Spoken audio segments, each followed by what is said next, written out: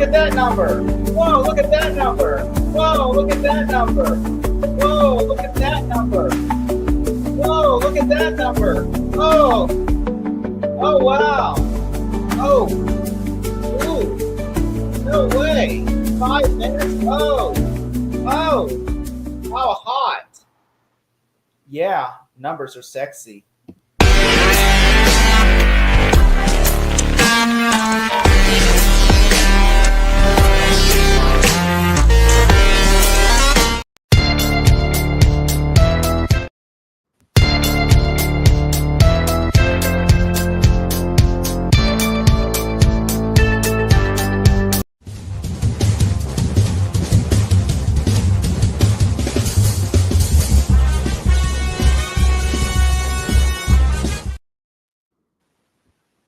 Well, yes, obviously it's not DC, but I didn't have another intro besides our regular intros. And I'm like, they get the gist. It is the state of just.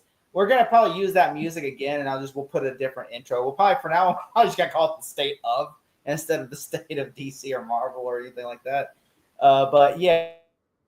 So with me here, as always, are my homies, my brothers from another mother's. One of them will one day lead nations, and then the other one will one day share funny memes. But first up, a guy who will lead nations. This guy will be like the Caesar of our time. And that guy, of course, is Matt White. How you doing, Matt? Doing good. And get really excited to get into Star Wars. Okay. And next up is the guy who shares so many funny memes. A guy who, by the way, is a great guy. And I just want to say, no, you know what? This guy does not own a Star Wars shirt. And I want one day this guy will own a Star Wars shirt, okay? But instead, he decided to buy an Indiana Jones shirt. So give it up for Ryan Cam. Well, the Indiana Jones movies have been more consistent with their quality. Have you seen the last two? I'm just saying. They've had 3 good ones. Well, to be fair, there's 6 good Star Wars movies. Okay, that's a good point, yeah. But well, to be fair, that's who you ask. I mean, really, it's all subjective. I mean, Simon Pegg says the prequels suck ass, but we'll get to that when we cross that bridge. But yeah, so we are here to talk about the state of Star Wars, everyone.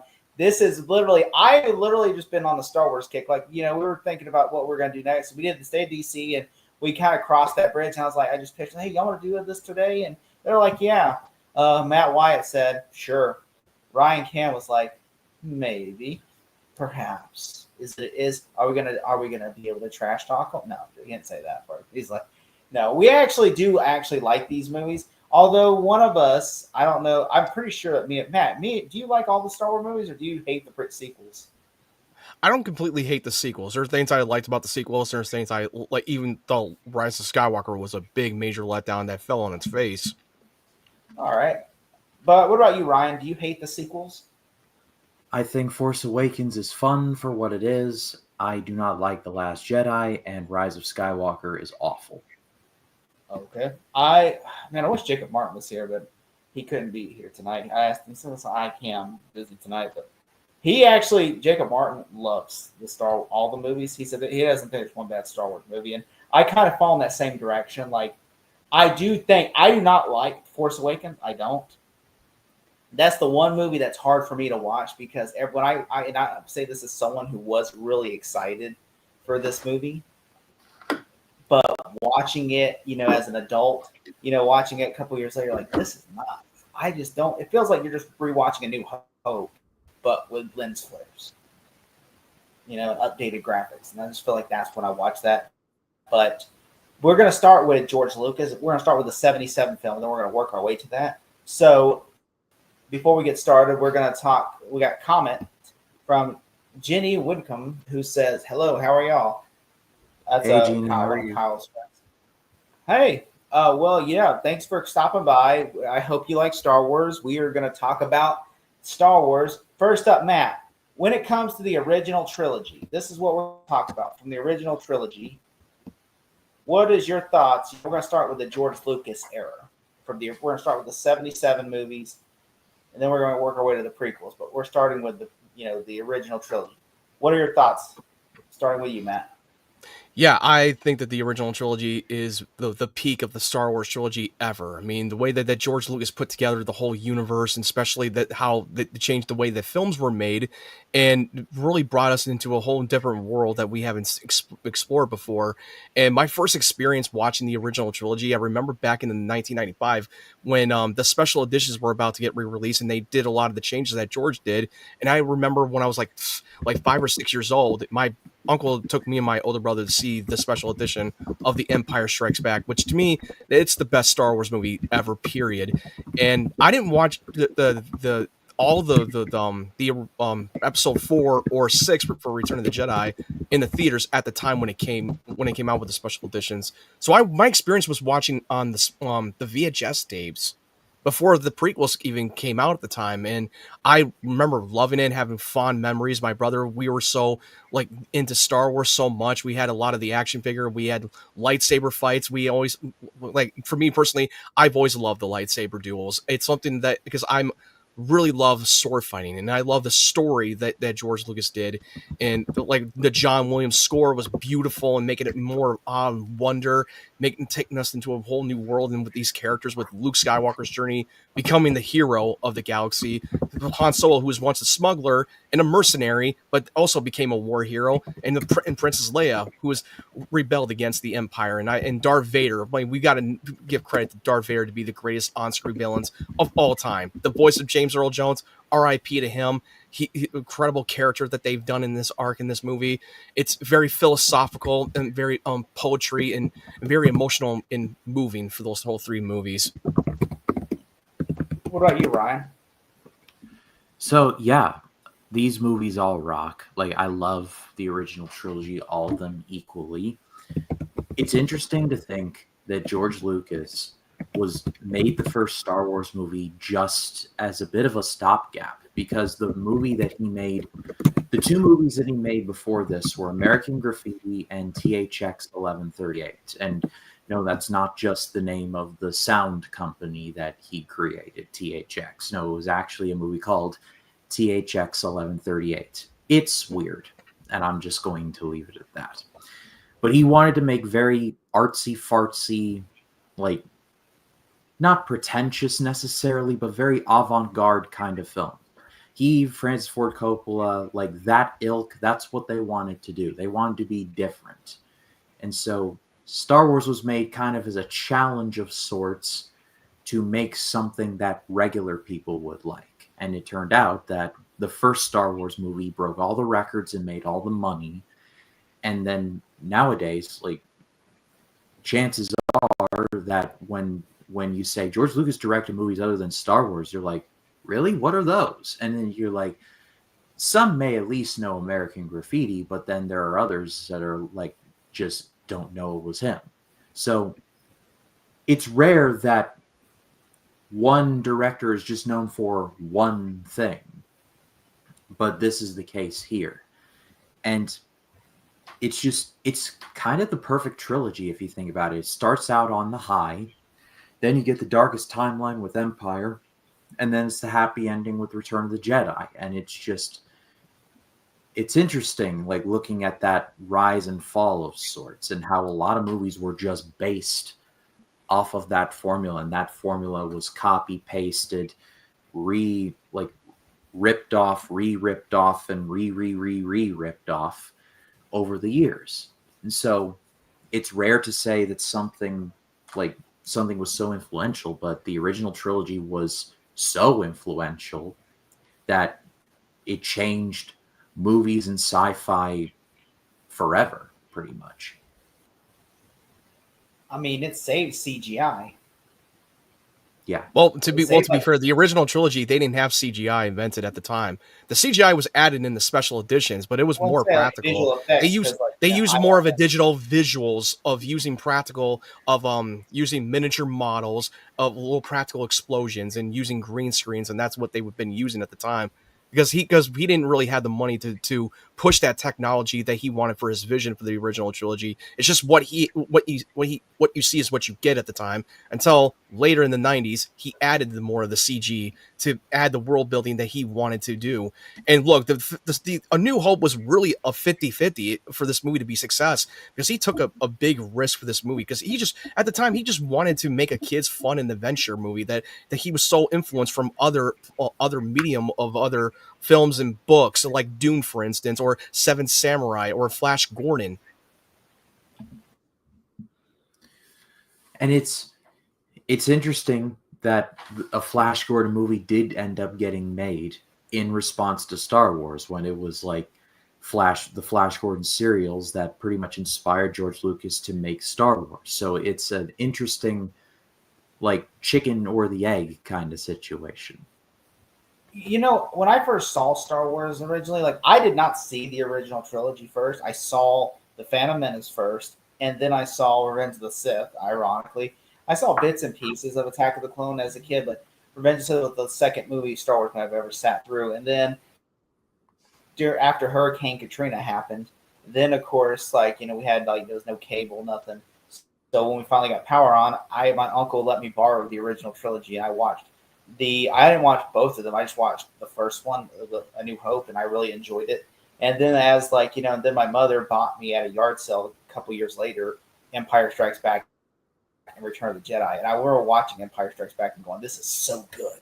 And then I watched Return of the Jedi, and I enjoyed it, but I didn't love it, you know, because I was like, it just feels like mostly they're on this one planet, and there's not, like, you know, while like the other movie, they were going places. This one, it feels like they're just isolated in one place. And, you know, and it turns out, I guess a lot of critics thought the same way, because apparently, like, a lot of critics said that the last one was, like, the first one was praised, and then the Empire Strikes Back was even considered even better than the first one.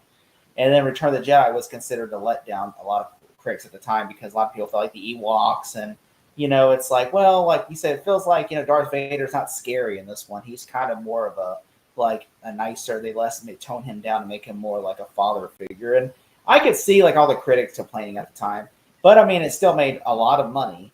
And I mean, like, you know, and the fans loved it, you know, and so, I mean, you know, it really just matters what the fans want, you know. But I know that George Lucas did not direct this. He did micromanage the movie, like he did with all three movies. I know he wanted Steven Spielberg to direct the final one, but of course, Steven Spielberg was part of the DGA. They were still working in the whole progress of the title of the third movie, whether it was going to be between Revenge of the Jedi or Return of the Jedi. And they were like, no, we cannot call it Revenge of the Jedi, because Jedis are not all about revenge. Even though they already made freaking posters and had them displayed. They did. They had that poster displayed. They still sell those posters today. You know, we'll get to a certain character whose name rhymes with Barbar, but I've never had a problem with the Ewoks. I always thought they were kind of cool. They could at least hold their own, and they were useful, unlike certain characters. Yeah, because they were just all about, hey, they didn't rely on advanced technology to fight a battle against the Empire, and I thought that really worked. And they're very savages. Do you know what they were going to do to Luke and Han? They were going to burn them alive and cook them and eat them. They were using the bakery in C-3PO's honor, treated him like, worshiping him as a god. Literally a golden idol, if you will. And then some of the weapons that the Ewoks had are just wild, like simple but wild. Like that machine, and I can't remember, I think the AT-ST that's walking around, it's just destroyed by two logs going like that. Like, that was just wild. And then the Ewoks fight back against the stormtroopers with literal rocks. And I heard a review once, like, they're throwing rocks at stormtroopers that have guns. And I'm just sitting there like, how long have you been watching Star Wars? The stormtroopers can't. They are a terrible shot. They couldn't shoot a barn door if you literally placed them in front of the barn door. It would have been like bang, boom, and it would have like just like went somewhere. You would have done the bolt dodge it like Neo from the Matrix. Yeah. And it's not like those rocks killed the stormtroopers. It would just it did. It bashed them in their head. Yeah. They were boggling the drums on their severed heads. They ate the Empire at the end of the movie. Which I think really I think look, people say like, oh, Return of the Jedi. Some people love this is their favorite Star Wars movie. Some people. majority of the original trilogy like Empire the most. Like, that's usually the consensus. Just like with Indiana Jones, the consensus. I think it's because they really love the Empire Strikes Back so much because it takes into the more of a grounded approach and a smaller scale where it didn't have to rely on spectacle. They relied more on characters and put them in the worst place where the villain wins the battle in the second film. And it just really did such a great job of executing it. And I said this before that this is my favorite Star Wars movie of all time. I could see why people would choose Return of the Jedi because it has grand spectacle, it has a redemption story with Darth Vader, and it has a great lightsaber fights. The Emperor was the most ruthless menace villain in that movie when they introduced him in the third film. It really had a great close-off chapter. Yeah, the fight scenes were so amazing. I mean, it was all about characters. You may have spectacles have great action, but you need to add drama and add a build-up to make the action be more rewarding. And I will say that I still, to this day, think that the space battles in Return of the Jedi is the best space battles we have in cinematic history. Really? Okay. All right. Hey, I respect that. I will say, one thing I do like besides Return of the Jedi, I want to go back to Empire a little bit in A New Hope, but I do like about Return of the Jedi is the whole thing is Darth Vader. It's his redemption arc. It's kind of like the reason it's called Return of the Jedi. It's not because Luke's return. It's Darth Vader is returning. It's like the Jedi are coming back because this is Darth Vader. Like all three of these movies is Darth Vader's redemption arc. That's the whole point of the trilogy. And then the prequels was the rise and fall of the hero of Anakin Skywalker. And this one is about coming back to being the Anakin Skywalker that we know. It's his redemption arc. And I will say I really, really like the Ian McDiarmid as the Emperor whenever he's like, you can strike me then. And I like when he just does this, like about the signal they got, and he goes, oh, I'm afraid the deflector shield will be quite operational. I love that line delivery. I love it. It's so good because he's like, I played you like a fiddle. And it's really weird. Terminator. I was rewatching Terminator Salvation not too long ago, and they do they still this plot line from Star Wars where it's oh, Skynet sent us we got a signal, and it turns out Skynet sent the signal, and I'm just like, they did this. They stole this from Return of the Jedi. Because that's like they get the signal from the Empire. They put that out there so the rebellion can pick it up and run with it. It was I who allowed the Alliance to know the location of the shield generator. It is quite safe from your pitiful little band.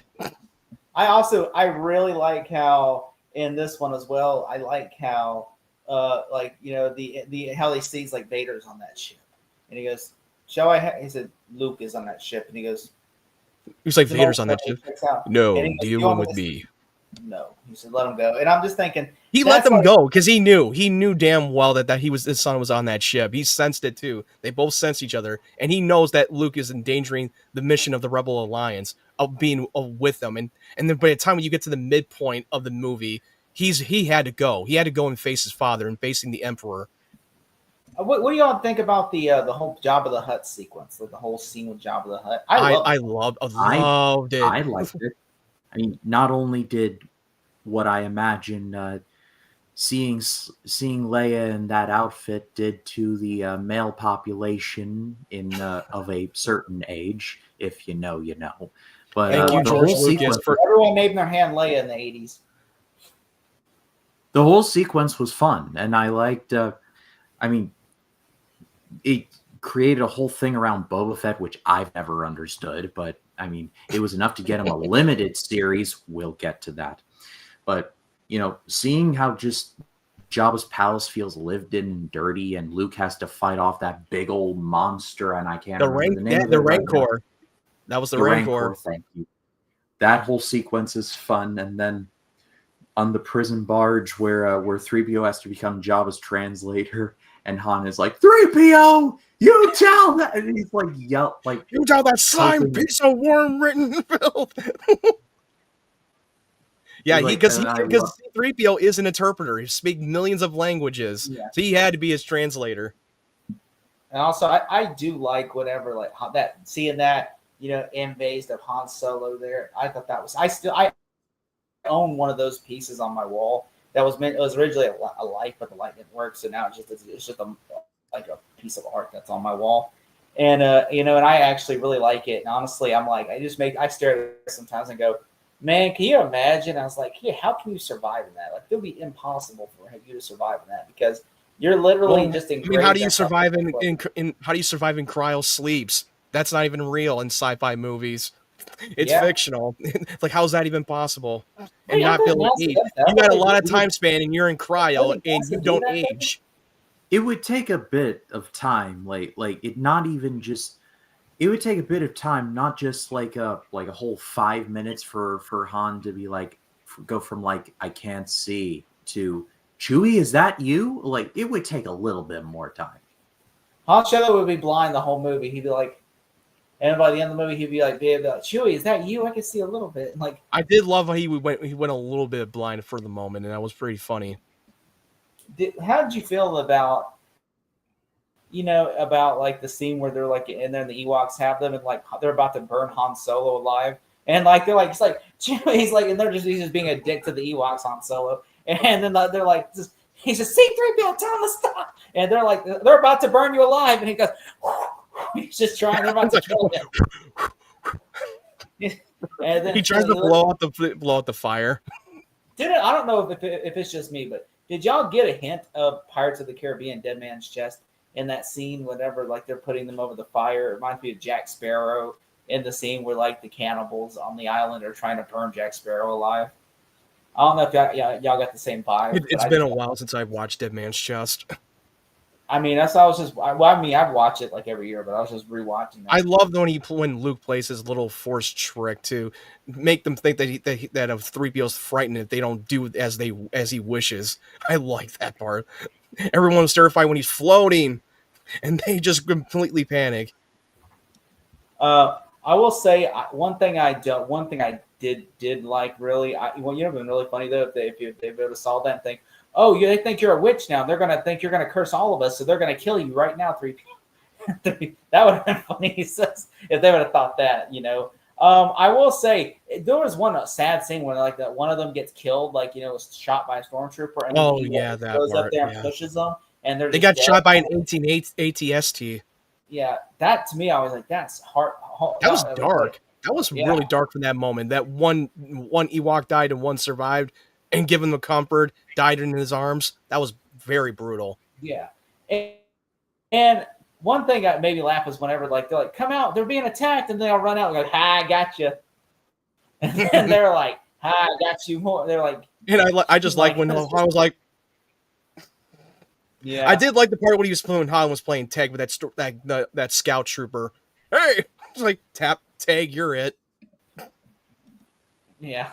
There was I like the space battles. Whenever there's one space battle, wherever the guy that's like Darth Vader's number 3. The guy that's like in Empire, and then he's in this where he's like, he goes like, it's an old code, but it checks out. That guy. Mm-hmm. I remember that guy. Like I remember watching his death wherever like there's like, watch out, and you hear a guy, like in this story. I love that scene, especially whenever the guy's crashing, and you see the whole camera shaking. Too late. Too late. It crashes and kills them. Now I thought that was like when that rebel fighter ship just fucking crashes right into that space station. It's in the fireball pod now. I was like, well, he's dead. And then there's one guy, there's one guy who looks like Gary Sinise from like Forrest Gump, who says to Darth Vader, "We shall have a reference." Like when he tells him the Emperor's coming, he's not forgiving us Ion. And then he goes, the guy just looks. I always remember like that guy's only in 2 scenes in the entire film, and I'm just thinking. Like, why didn't they just bring the other guy? The other guy that's like, that guy literally is not Darth Vader's number 2. Like, it's like, because since the impossible, I need more men. Which so yeah. Also, I really, going back to Empire though now, or let's go to Empire in a second. Let's go to a New Hope. I like how the movie starts out in A New Hope with a space battle. We get a giant space battle. And then all of a sudden you see it's not really a space. It's not a space battle. It's just more chasing after the rebels and the scout ship. It's more like a pursuit than anything. Yeah, it's a pursuit, and like the way that it was painting over the Star Destroyer, the way they did that in the opening was beautiful visual shot. A great way to get people invested in this movie. And legit, when I was younger, Darth Vader's breathing scared me. Like I would just like be. like I would like it'd be like 10:30, 11 o'clock at night, and I would just like I would feel like I hear like somebody breathe. I'm like, oh no, and like nothing like what Rogue One did. We'll get to that, but like I just like his breathing haunted me. Like I was just like something happened, and we know what happened, but like something happened to cause that. Yeah. I mean, the moment he comes out of the hallway in the black smoke and breathes like, it's like crazy. that will make your skin crawl the moment you hear his breathing. It's crazy. He's just killing the captain. Like after when they're all on the ship in the New Hope, when all this after the stormtroopers, after the shootout, and then he walks out of there, and then all of a sudden you have he literally finds like the captain of the ship and he's just choking his ass out, and then he's like, and then he's just asking him questions. And I'm like, he's dead. Like, there's no way he's he's dead. The ghost of the ship. Where's the ambassador? Google this man, lifts him off the ground, like crushes his larynx, like he just crumples him. Just it looked like he was in a WWE match, a choke slam. He's like, and they realize he's dead, so he's not getting anything else at him, so he just throws his dead body. He squeezed the leg. If they had the better technology back in the late 70s, he probably would have force choked him right there and not use his bare hands to choke him. But they didn't have the technology for it to make it look good. I will say I do like the whole the shots of the C-3PO walking on Tatooine and R2-D2. Well, those shots are really beautiful shots in the movie. Yeah, they shot this shot this in North Africa, Tunisia. Yeah, the Tunisia desert. Very beautiful. And also, yeah, they were the cast members were sweating their ass off in their costumes. When it was really a big mess where they were shooting in the desert. Let me ask you this. R2 and 3PO's relationships has just always been funny to me. Just they bicker like an old married couple, and it just makes me laugh every time. I love 3PO, but sometimes he's a bit of a whiner. He's a little bit. I always call 3PO as the bitch of the movie. Like he literally just whines and bitches all the time. Oh dear, oh no. Go that way. No motivations. I'm not going that way. He doesn't like you. I don't like you either. They literally put a little guy, an actor named Kenny Baker, in R2-D2. Like they didn't use any remote control at the time. They didn't have that technology. They used a little guy named Kenny Baker in that suit. Yeah, I know. Yeah. And then I can imagine that. And then the guy brought him back, and they made him do the same thing again in the prequels. Well, that was done in the CG. I think it was done on the remotely this time. Well, they said that I think Revenge of the Sith was more remotely, but Phantom Menace he was still doing that. Phantom Menace, he's he's like, they don't like each other in real life. He said him and C-3PO, Kenny Baker, did not like each other in real life. And he says, oh no, that was real. I really did hate him because I really hated him. And so he said I would just lash at him in C-3PO's voice on set of the movie. I'm just thinking, what? It's like literally. So it's like if anytime you watch the movie, he's just berating him. You're like, well, that's just probably Anthony Daniels going off can scripted just like that. Just take this, you droid. It's just like it's so crazy, but it's actually funny. We got another comment over here. Didn't know the whole thing, but the scene where Solo says, "We're all fine here." How are you? How are you? I love that. That was great. When he was communicating with some of the Imperial officers, say, "Hey, we're fine now. Thank you. How are you?" And he just screws up the way he makes like. Oh, fuck. And I just love how he shoots the comm, and then he's like, boring conversation anyway.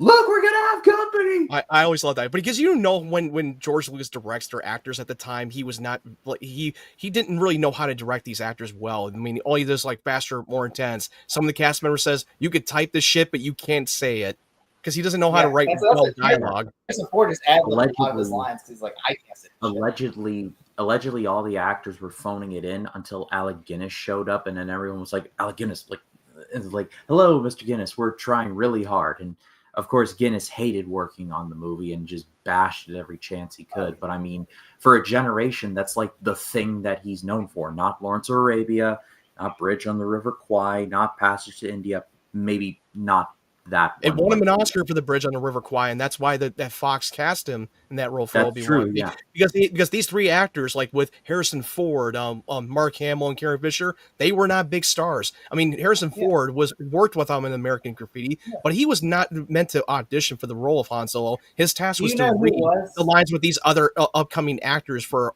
Luke and Leia, and he was a carpenter, and he was working on the door. And he saw the audition video of him playing Han Solo, reading the lines with the actors. Like, okay, this has to be our guy, even though he was not meant to play the character. There's been many Do you know few who the actors studio like had? Do you know who Stallone, the Christopher studio was? Walken, and Kurt Russell were supposed to be upcoming roles of And Han Kurt Solo. Russell was the one who was actually reading the whole time with them, and he actually did a table read with Mark Hamill and all them because the studio wanted Russell, and Kurt Russell was actually said I almost signed the dotted line. I wasn't even signed yet because George Lucas said wait on him, and then he said I just don't feel like he's Han Solo. He said because Kurt Russell was like he's played too cocky. He wasn't like he's not really he can't play it like the way I envisioned it in the script. So apparently Lucas went back to the studio and says I want Harrison Ford. Yeah, Kurt this is Russell all over the Did you know that in the concept art before in What the were you early gonna days say? before? Oh yeah, go ahead, Ryan. Sorry if I cut you off. I was just going to say, maybe there's an alternate timeline where Kurt Russell is cast in Blade Runner and The Thing. And like Harrison Ford has Kurt Russell's career path, and Kurt Russell has Harrison Ford's career path. I mean, it's true. We probably would have had a different conversation. I mean, we don't know would've been how able well to do the thing if he had done. he never would have done it. Yeah, he probably would have done John Carpenter's The Thing. I mean, we don't know what career path he would have got on if he did Star Wars as Han Solo. He said too, like in an interview, I think it was like a couple 10 years ago, or something. He says, "I literally had the role. I had the role of Han Solo." And then what had happened was George Lucas liked Harrison Ford's, read. And he had a chemistry read, and apparently my chemistry with Carrie Fisher wasn't as good compared to Harrison Ford's. And he said that's kind of why they just gave him the role. He said he had the chemistry. Something tells me that Kurt Russell kid turned out okay. If you see the documentary called Empire Dreams, the original Star Wars trilogy story that you can go and stream on Disney Plus, and you can watch it for free on YouTube, they showed in the earlier draft of what Luke and what he would look and what Han Solo would look like. Han Solo was originally going to look like a green alien, and Luke Skywalker was supposed to be a 60-year-old war veteran. That was the earlier draft of what he originally would wanted him to look like at the time. And do you know a lot of the designs were rejected? Flash Gordon, like the Emperor was supposed to be like Emperor Ming from Flash Gordon, right? And and a lot of this stuff was like that's why George Lucas said I had to change a lot of that so I wouldn't get sued. So he said he changed it, and so which nowadays like he Star Wars surpassed Flash Gordon in popularity to where it's like when you think the Emperor, everyone always says Emperor Palpatine. They don't say, "Oh, Emperor Ming from Flash Gordon." A lot of people don't even know what Flash Gordon is. But it's great that George Lucas was able to take his rejected Flash Gordon script and rework it into a Star Wars movie. Because, which he did say he was also inspired by... Dude, even the opening crawl he took from the Flash Gordon serial black and white show, like that was, the crawl was definitely influenced for what they did in the Flash Gordon series. Which what I like about the one thing I really like besides Obi-Wan Kenobi, I like whenever they're in the cantina and he goes, he doesn't like you. And he goes, okay, I don't like you either. And he's like, I'll be You careful. just watch yourself. We're wanted men. I have the death sentence on 12 systems. You'll be dead. Like, dude, did you watch that? Did you watch that Robot Chicken skit? Like, I was like, no, that's not what I said. What are you talking about? No. Shots his arm. I'm like, no. Why are you doing this to me? By the way, have you ever seen the Robot Chicken sketch where where they have the scene? Excuse me, we're fine here. How are you? And he goes, we had a reactor leak. And then he goes, there's no reactor on that level. Well, I'm looking at one right now. And who is this? You're like, who is this? What's your operating number? And he calls them Vader. That was like a 5-minute conversation between Vader, another guy, and a tech guy, and then the and then the gas pipe builder. And he says, "Okay, you know what we're gonna do? We solved all this. We're gonna send a tech guy up there, and he's gonna build one." And he goes, "It's like that's the one thing that I always get confused whenever Star Wars and Family Guy did that." Oh yeah. Flash. Yeah. Well, this is Savior of the Universe. The original Flash Gordon, not the Sam Jones. Not the movie. one with the 1980s Flash Gordon from the movie. We're talking about from the black and white show that was like earlier before Like, yeah, the the movie. serials, the old serials from like the old serials. Which If only I Star will Wars say- had Queen, it would somehow be even more popular. Star Wars. Save the universe. Yeah, no, I'm glad they Riveting did guitar. that over the score because I mean you could not put a Queen soundtrack over over the lightsaber fight in Duel of Fate. It would be so. And this is where the apparatus session comes in. Did you see that meme for that movie called Bohemian Rhapsody when he's in the recording and Freddie Mercury's like, and this is where the apparatus session comes in, and then they put the photo of Darth Maul igniting the lightsaber duel of the face. And that's where the apparatus session comes in.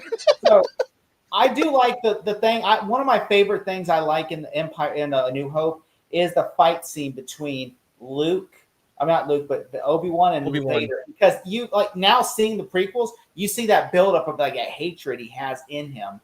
So You see I the really history they have between the two of them. They're two like Jedi arts are at their full prime, like they're masters. And Obi-Wan, with like these fights would have gone on forever because Obi-Wan was the one that trained Anakin, learning how the Jedi, the ways of the Jedi. Yeah. Everything he taught was by his own master, and he cannot beat Obi-Wan. Also, I love how Vader is like, "You were once the learner. I was once the learner. Now I am the master." And then Obi-Wan's like, "Only the master of evil, Darth." And Only a massive evil, Darth. People have complained that the lightsaber fights were just doing. Well, yeah, because the reason why they did that because the blades kept on breaking. They weren't very durable. It was very a thin blade that they've used with LED lights, and they did not have the tools they need to make the fight more like faster, more agile. That's why with Empire and Return of the Jedi, then in the prequels, they had the tools to make the blades more durable, so it doesn't keep on constantly breaking every 5 seconds. Also, not to mention that in Revenge of the Sith, we saw them at the peak of their technique and they're flipping and doing things. But in New Hope, they're old men. Like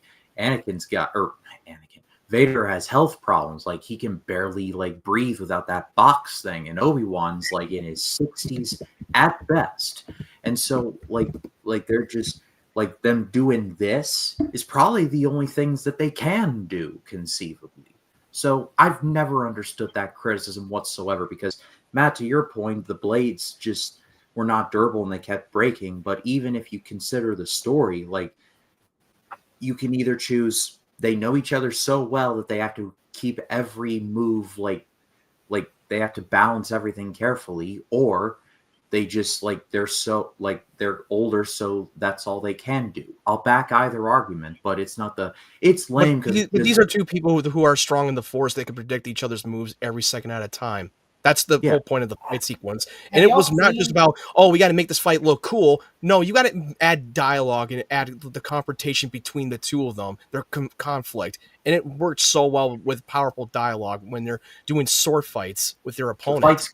The fights get way better by the time Empire rolls around. One of my favorite Star Wars fights, period, is Luke versus Vader on Cloud City, where Vader just beats down Luke, and Luke is trying with all his might to try and get out of that alive. And Vader was literally toying with him in the fight. He wasn't trying to. He just wanted to see what he's made of and how much training that he did. And Yoda the moment told him not to go, he said he will beat you if you go. He will beat you.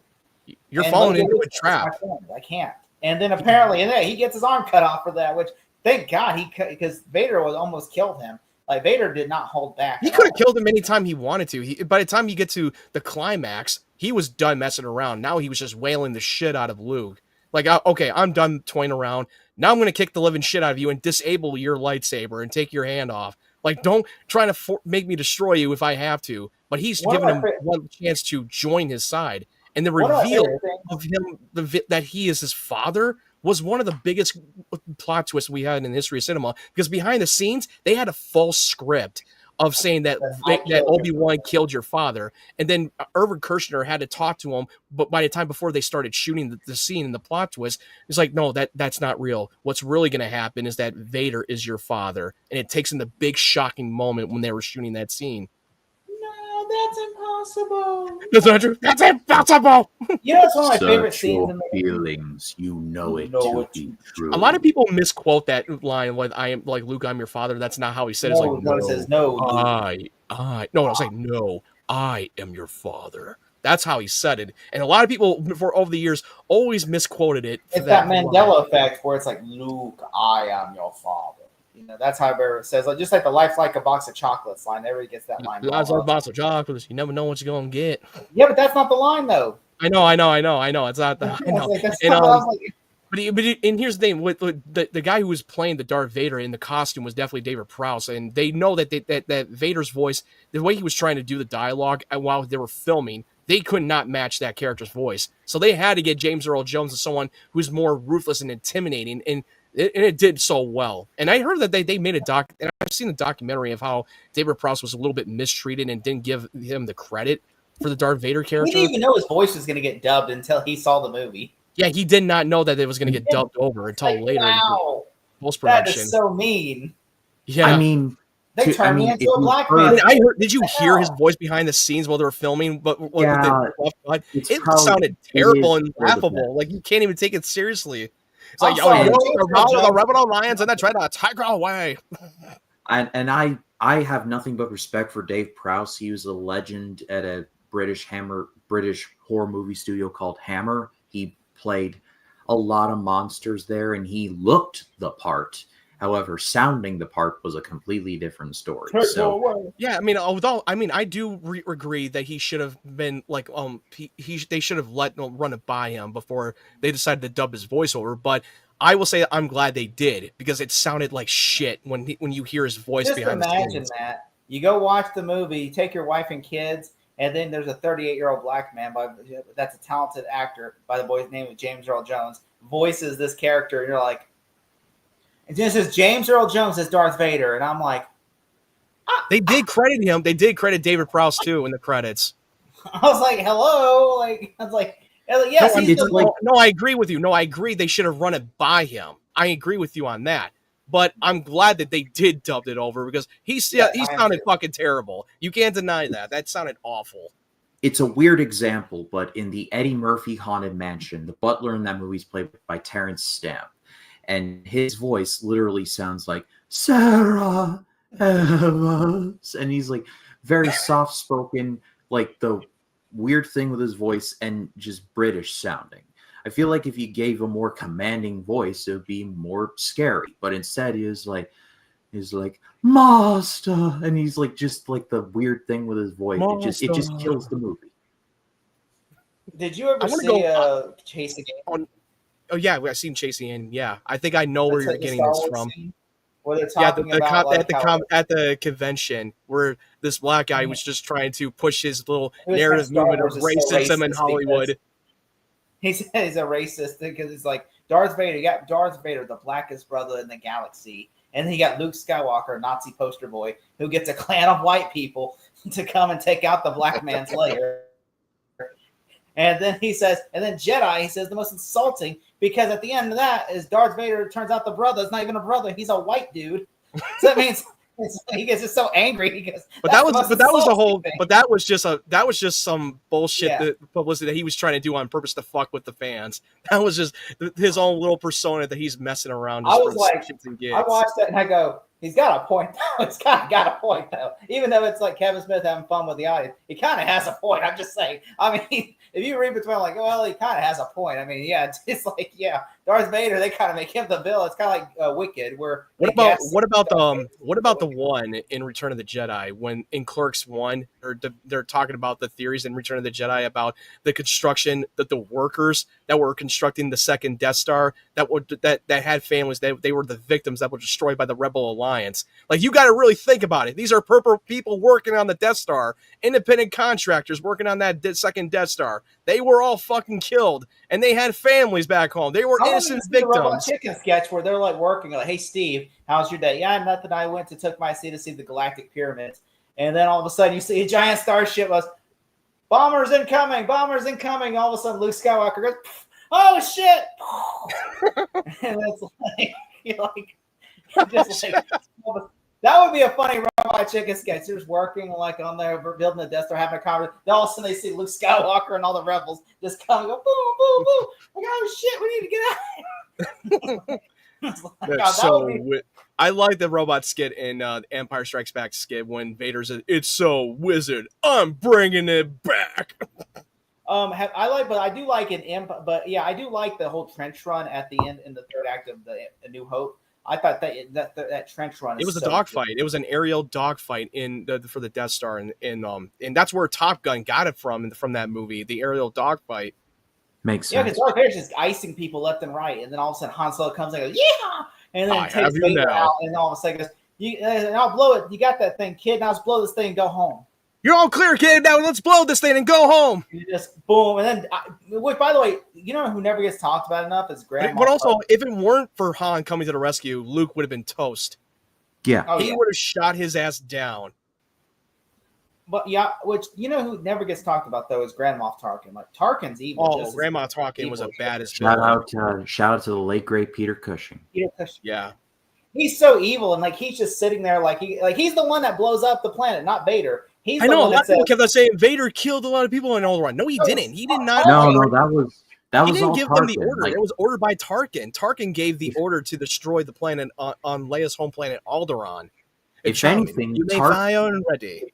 If anything, Vader answered to Tarkin, like the scene where like the one Imperial officer is giving Vader shit for like your old ways don't matter here, and Vader's like this, and he's like choking. He's like, I find your lack of faith disturbing.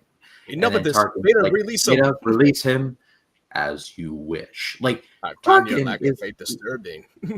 Tarkin is the guy that's like holding Vader back, and in Empire, because he's in charge. Because Tarkin was in charge. Vader was not in charge at the time. He was the Emperor's number 2. Because if you watch Empire Strikes Back, he was taking Tarkin's place, and he killed anyone who tries to fail him. Like you, apology accepted, Captain Needa. Yeah, because that's why he had more freedom to kill one of his officers if they fail him on this mission. He does not mess around. You fail him. Death sentence, bro. I love that Tarkin. I love that Tarkin. And whenever he's like, he tells him, he says, "We're going to destroy your planet of Alderaan," and then he goes, and then after she tells him it's on Tatooine, and he goes, "You may fire when ready," and he goes, "What? You're gonna do it?" You're far more. He said, "You're far too trustworthy." You're far too trusted. And he knows he's Darth Vader's Anakin Skywalker. He knows it from the beginning. Oh, he knows. It was mentioned in the novel. It was mentioned in the Tarkin novel. It's in the canon. He knows it. Like he knows it. And which I just like how they're like, when they're doing the trench run. You want me to get your ship ready? He goes, in the face of victory? No, I want to watch this. And then he gets blown up. And evacuate. And I'm going to try out. I think you overestimate the chances. It's like, yeah, and then he died. I'm sure the Emperor was angry that like. Tarkin was like a very loyal asset, he was very. Oh no, he really admired Tarkin because ever since the Clone Wars episode, the younger Tarkin before he became the Admiral and before the Empire took over, he was very fond of him. He always admired his leadership and his methods of how to get the job done. Tarkin is the definition of like a loyalist. Yeah, pretty much. You don't get promoted to Grand Moff for being a schlub. Yeah, and Tarkin's evil. Like he is literally like I remember in the Legends novels when there's an event that happened that is going to be happening in the Andor season 2, where like the stormtroopers just massacre this place, and then Grand Moff Tarkin lands his ship on the dead bodies and walks over them, and it's just like yes, I see. And then like there's one person I believe left, and then he just basically steps on them and crushes their neck in. With his boot just to kill them, just so that way he's like, okay. He's like, now it's time to clean up. And he's like, I thought that he's so evil, and I'm like, he deserved to die that horrible, agonizing death. Grand Moff Tarkin walked so Hans Landa could run. Which I will say, wrapping up on going to the next movie, Empire. I will say I do kind of like it. Does kind of feel like. Okay, I like how Vader doesn't die; he just goes away. So when you see an Empire Strikes Back, he's like, "Oh no, we're still like at the beginning of the movie. Even at the end, you think they won. Like they really didn't win; they won a battle. And then it's like, oh no, the Empire's still strong. And like and I like how like they're on Hoth and Vader, they spot them and everything, and he's like, "There's nothing. It's probably just smugglers." And then he goes, and he just goes, he says, and he goes, "Okay, we'll put troops there now. We'll put troops there." He's like, I like you could see Darth Vader's skull in this scene. At one scene where he's just sitting there. You just see his head. You saw the back of his head in the chamber. Yeah, and reading the books and the Darth Vader comic series that Marvel produced many years ago really gives you a new amount of context as to how much pain Darth Vader was in. Like I recommend everyone watching this and to you guys read this book called Star Wars Lords of the Sith. It's where Vader and Emperor Palpatine go on a little bit of a side quest, if you will, which leads to a mini insurrection on behalf of the Empire, and some Imperial officers try to overthrow the Emperor, and it goes about as well as you might think. But it's a fantastic book. I can't recommend it enough. But the point I recommend listening to the audiobook of Lords of the Sith. You get really immersed by the sound effects, the audiobook, voice acting.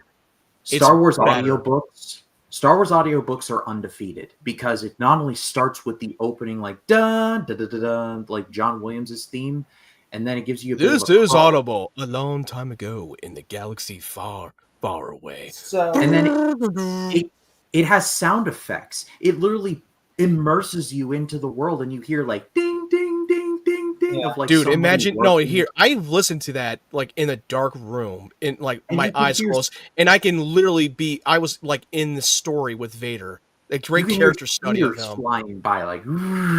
It was a horror. It was more of a horror story and understanding of who he is in the mindset of Vader, and him being conflicted by the past of him being Anakin Skywalker and the loss of his wife Padme, and how much that it really destroyed him mentally. The only thing I don't like that Disney has done since then, because used to we'd have all that. What I hate is every time I feel bad for the authors and comic book writers that write these stories, because it feels like they did this with Obi-Wan show and they did this with Andor and all that stuff, where it feels like every time a writer writes a book for Star Wars, they're never on the same page as the showrunner of the show. So then when the showrunner comes on and says, "Oh, I'm going to make this, this, and this," then they go, "Okay." And then it's like, well, then in the book it says this. And they're like, "Well, that's not canon. That's just fan fiction." And I'm just thinking that kind of is shitty that they do that, because it's like you asked me to make comic books that fill in these gaps, and then the showrunner comes in and just vetoes that and says, this is the real canon here.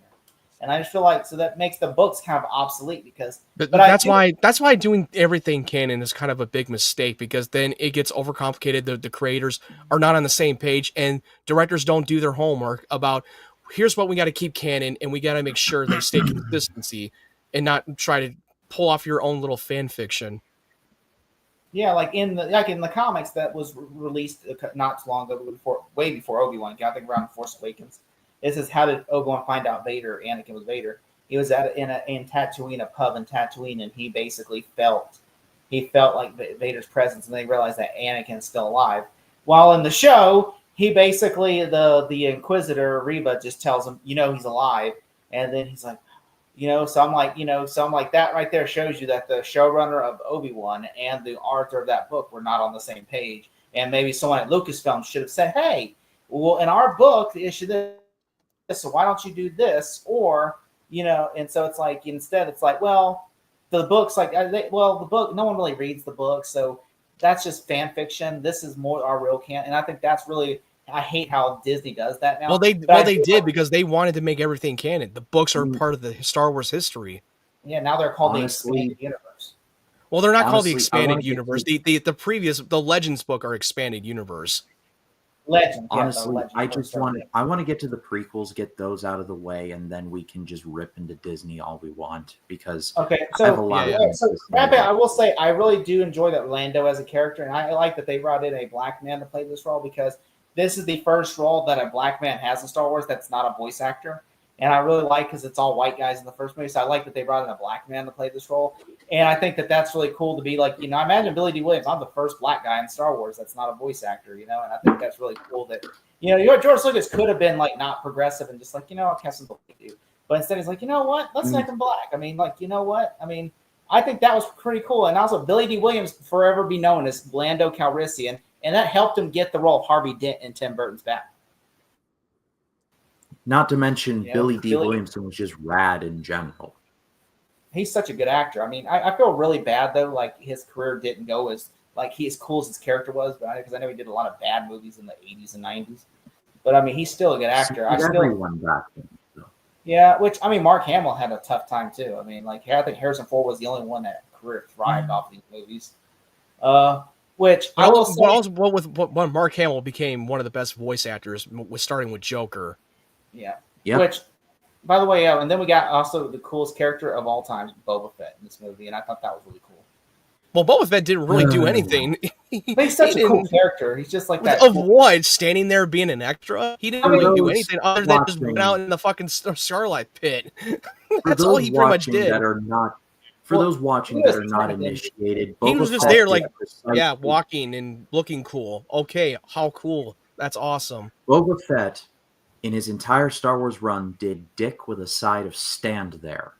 That's what Dave Filoni said too. People were mad at Dave Filoni for saying the same thing. He said he literally is just a guy who did nothing. He stood there and people thought he was cool because his armor looked cool. He said he's really nothing. He thinks he's like this badass gangster. I'm like, he got beat by a blind man.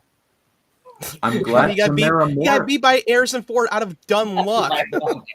I'm glad Tamara Morrison got work, but I mean, come on. Like, I've never understood the hype. Did you know they dubbed Tamara Morrison's voice into the original trilogy in Empire? And Empire was like, he's no good to me, dead. Like, that was because that originally Tamara's voice was not in the original unaltered version. It was the original actor. I can't remember his name, but that played Boba Fett. It's lost in my shelf back there, but I have the VHSs of Star Wars. Like, I have the VHSs and the DVDs of the originals. So. I only have the VHS for the unaltered version only on the VHS tape for A New Hope. I need to get the DVDs like digitalized so that way I could like have them on forever. But I just don't know how to do that, so I got to find the way to do that because I want to. They do have the They do. I mean, it's difficult to get the despecialized edition. The only best place you can get is from eBay or any. That's why I paid $100 for the despecialized editions on DVD from like 1998. Hope to God they're still in good condition. Because they're sitting on my shelf somewhere.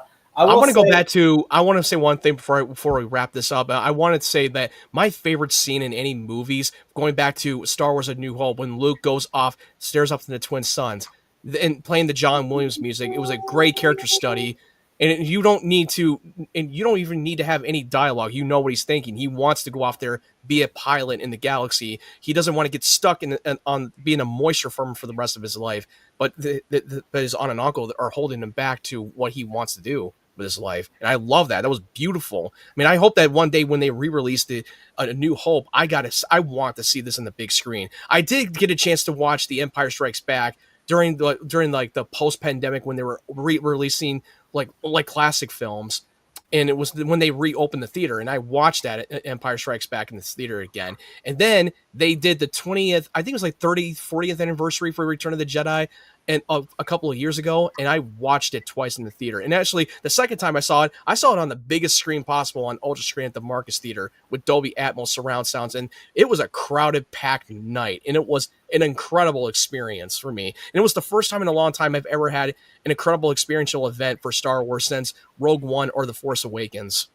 I will say one thing that I really like before we move on to the special editions real quick, before we jump onto that. I will say, I did love. There's two things I love in the Empire.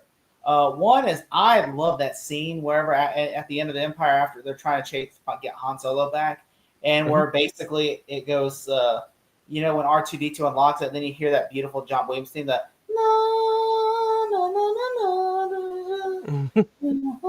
and they're shooting at a shootout while Lando's trying to get them out of the city. They're trying to get on the Empire. Yeah. When they were in the middle of the chase by the stormtroopers. Yeah, and that beautiful score, that John Williams theme, that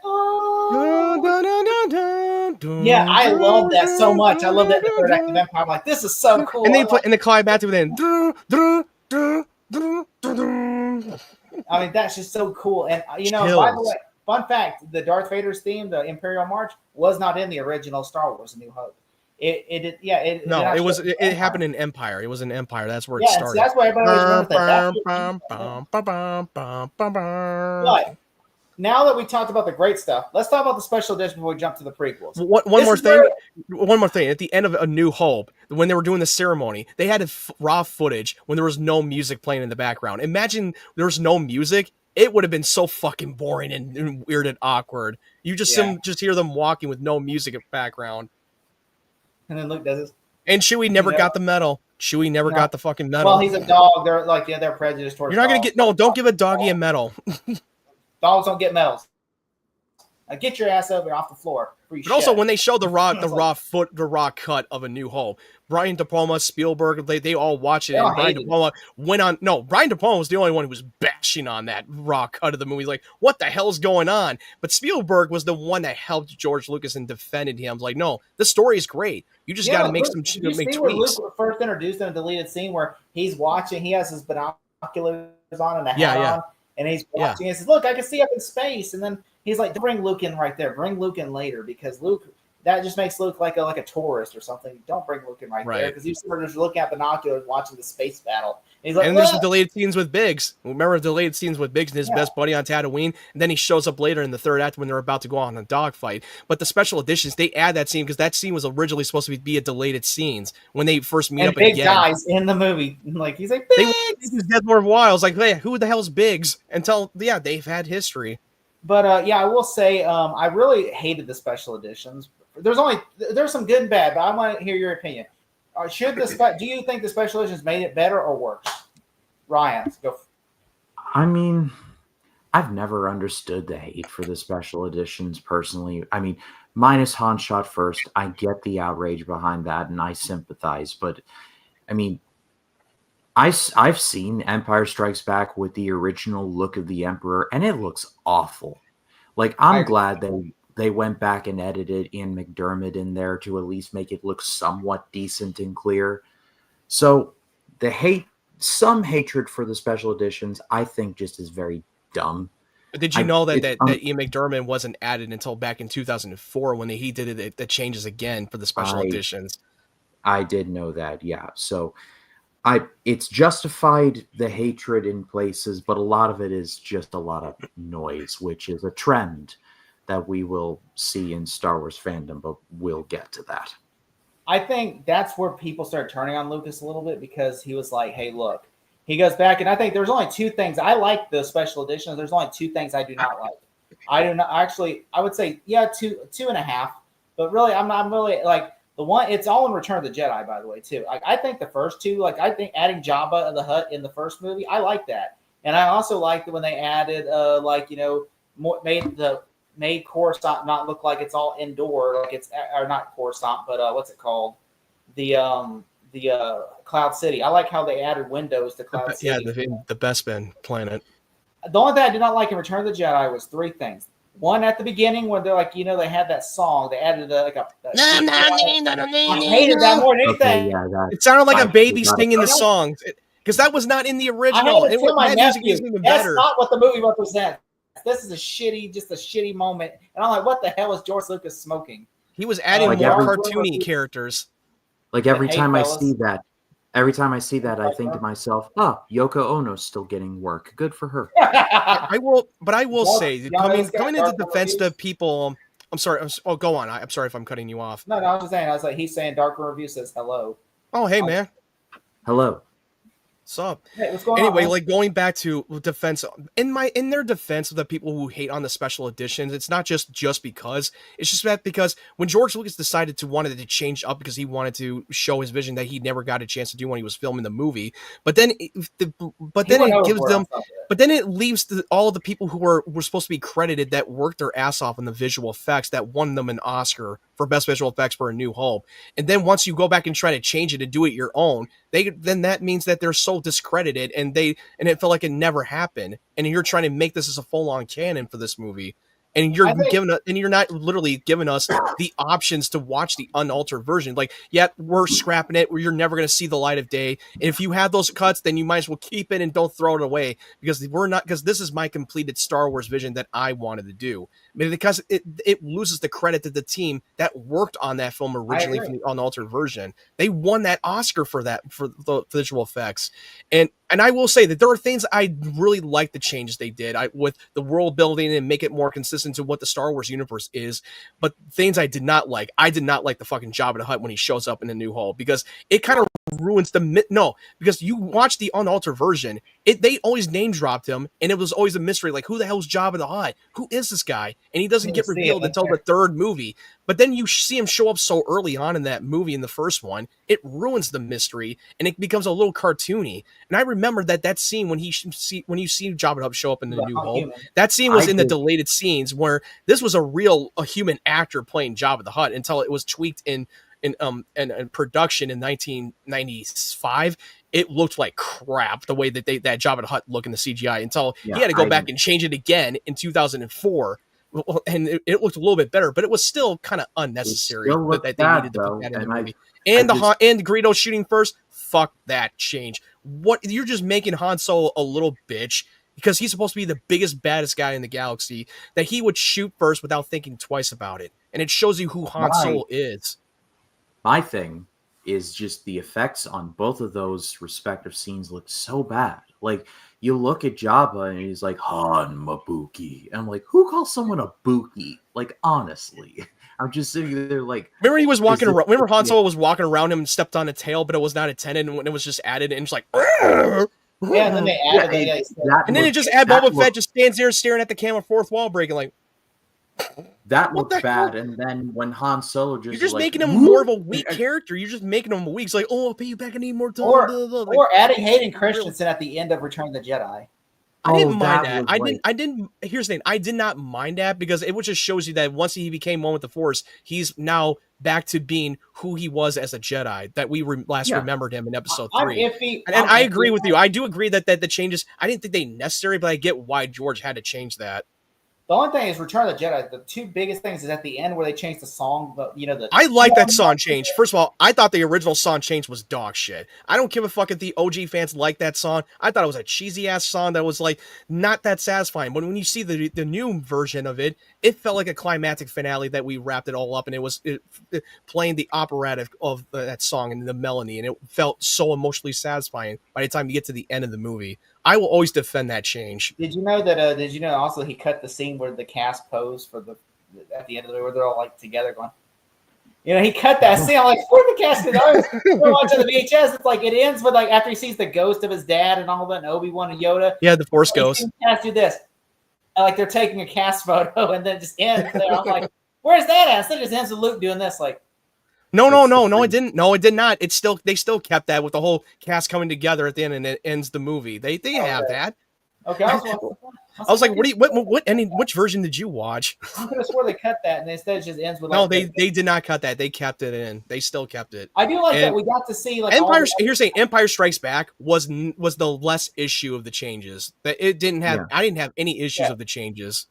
And I don't mind the Emperor adding Ian McDiarmid. I thought that was I think that was necessary, because the original one looked like dog shit. It was like, it was and also they fixed the creature. They fixed the scene with the creature that eats the Skywalker's wampa. It felt like because in the original one you don't really see the abominable snowman thing that attacked Luke in the cave. They added that. Yeah, I like that they did. It was more like, it reminded me of Jaws. When Jaws, you only get to see a little bit of the shark because they didn't have the right tool to make the shark look good, and it was kind of the same situation until George had to go back and change that so you could actually see him in the flesh. You know what's funny? Kevin Smith. Okay, before we get to the prequels, Kevin Smith said the funniest thing. Someone asked him like, why did George at Comic-Con? He says, why did George Lucas go back and add Hayden Christensen into the movie rather than Sebastian Shaw?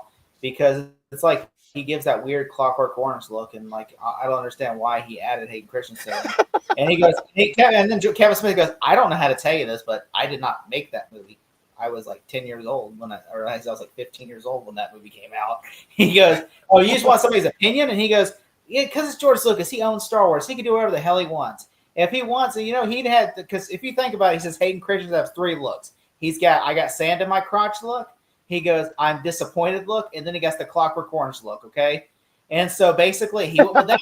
Okay, and then he's like, If you want to see the comparison video for the special editions and the unaltered changes comparison video, go to Hello Greedo's YouTube channel. Back in the early days when he was starting this channel, he showed a lot of these comparison footage that were like all the changes in the special editions, and I thought that was a great analyst video that I've seen. Which before we jump on, but yeah. What about the speeder bike chase? What about the speeder bike chase, dude? That was awesome. That was an awesome sequence. I would like to get to the prequels sometime this millennium. All right, so let's go to the prequels now. Starting with the prequels. When the Phantom Menace came out, everybody was most anticipated. I was too young, but I've been watching YouTube videos after YouTube. People were talking about how great they were excited it was. I did have the R2D. I still have the R2D2, and I got several figures from the Phantom Menace, and I still got several McDonald's or Taco Bell cups, and I have a lot of Phantom Menace merchandise. I just remember loving this movie when it came out. I watched it. I had it on VHS. Then I had it on DVD. I remember like this movie was, it was so popular when it came out. I mean, it was like the highest grossing movie of 1998 or 99. I think it was 98. Yeah, it was 99. 99. 99. And I just want to know, Ryan, what was your opinion on this movie when you first saw it? Well, I saw it in like 2007 or 8. I'm not sure. It was after Revenge of the Sith, so it may have been sooner than that. I've had an up and down relationship with the prequel trilogy. Like, I initially loved it. Then I was like, it was popular to hate it. So I'm like, yeah, it's not really that good. But I'm at the part now where I'm like, okay, they're not perfect, but they set up everything for the originals to where it all just moves along and it makes sense. And some of the complaints I've just heard are just ridiculous. So, like, midichlorians, like, I've never gotten the criticism for that. I just have never understood it myself. And, like, they bullied poor Jake Lloyd into becoming who he is today, and he's getting better now, God bless his soul. But just, some people just blend some anger out on these movies. And I'm just like, I can name like 10 things that I legitimately love about the prequels. Number one, different planets like Camino, Geonosis, Coruscant, a planet that's just one big city. Like, they actually did different things here while keeping a lot of the same stuff, but connecting it all. That needs to be admired. In bursts, Hayden Christensen is genuinely excellent. Like, he's had some cringe moments, sure. Questionable story decisions, no doubt. But the part, and it's a little bit, I'll defend the scene where he's like, I slaughtered them like animals. That scene gets me every time. And people are like, it's cheesy. I love it. And what makes it even better is that if you listen really closely, you can hear a little bit of the Imperial March on the end. It's like, in the business, we call this foreshadowing. So the prequels they're bad stuff, sure, but you're missing the forest for the trees. Like, Revenge of the Sith especially, that movie alone redeems the entire prequel trilogy. Like, people are just like, you can just skip 1 and 2 and just go to 3. I'm like, okay, sure, but if you want to get the whole story, you watch 1 and 2. I mean, 2, there's a lot of that movie that I just don't like. Like, I do not like I don't like Paddington. I never have. I thought that part was just bad. But the stuff on Camino, Tamara Morrison, Geonosis, you're never the Obi-Wan stuff is amazing. I'm just a simple man trying to make my way in the universe. I'll defend the pod race if you want me to, because I think the pod race is a lot of fun. It's so good. The prequels are not as bad as I've seen. Like, Red Letter Media has built their reputation on trashing these movies. I'm like, okay, that's your right to do so, but y'all like gotta like rewatch these movies and like be less harsh. Like, I feel like the weight of expectations was so much that they had to be just as good, if not better, than the originals, and it was just not going to happen. And 25 years after Phantom Menace, I rewatched it for the 99 Project. It's got flaws, sure. Jar Jar sucks, always has, always will.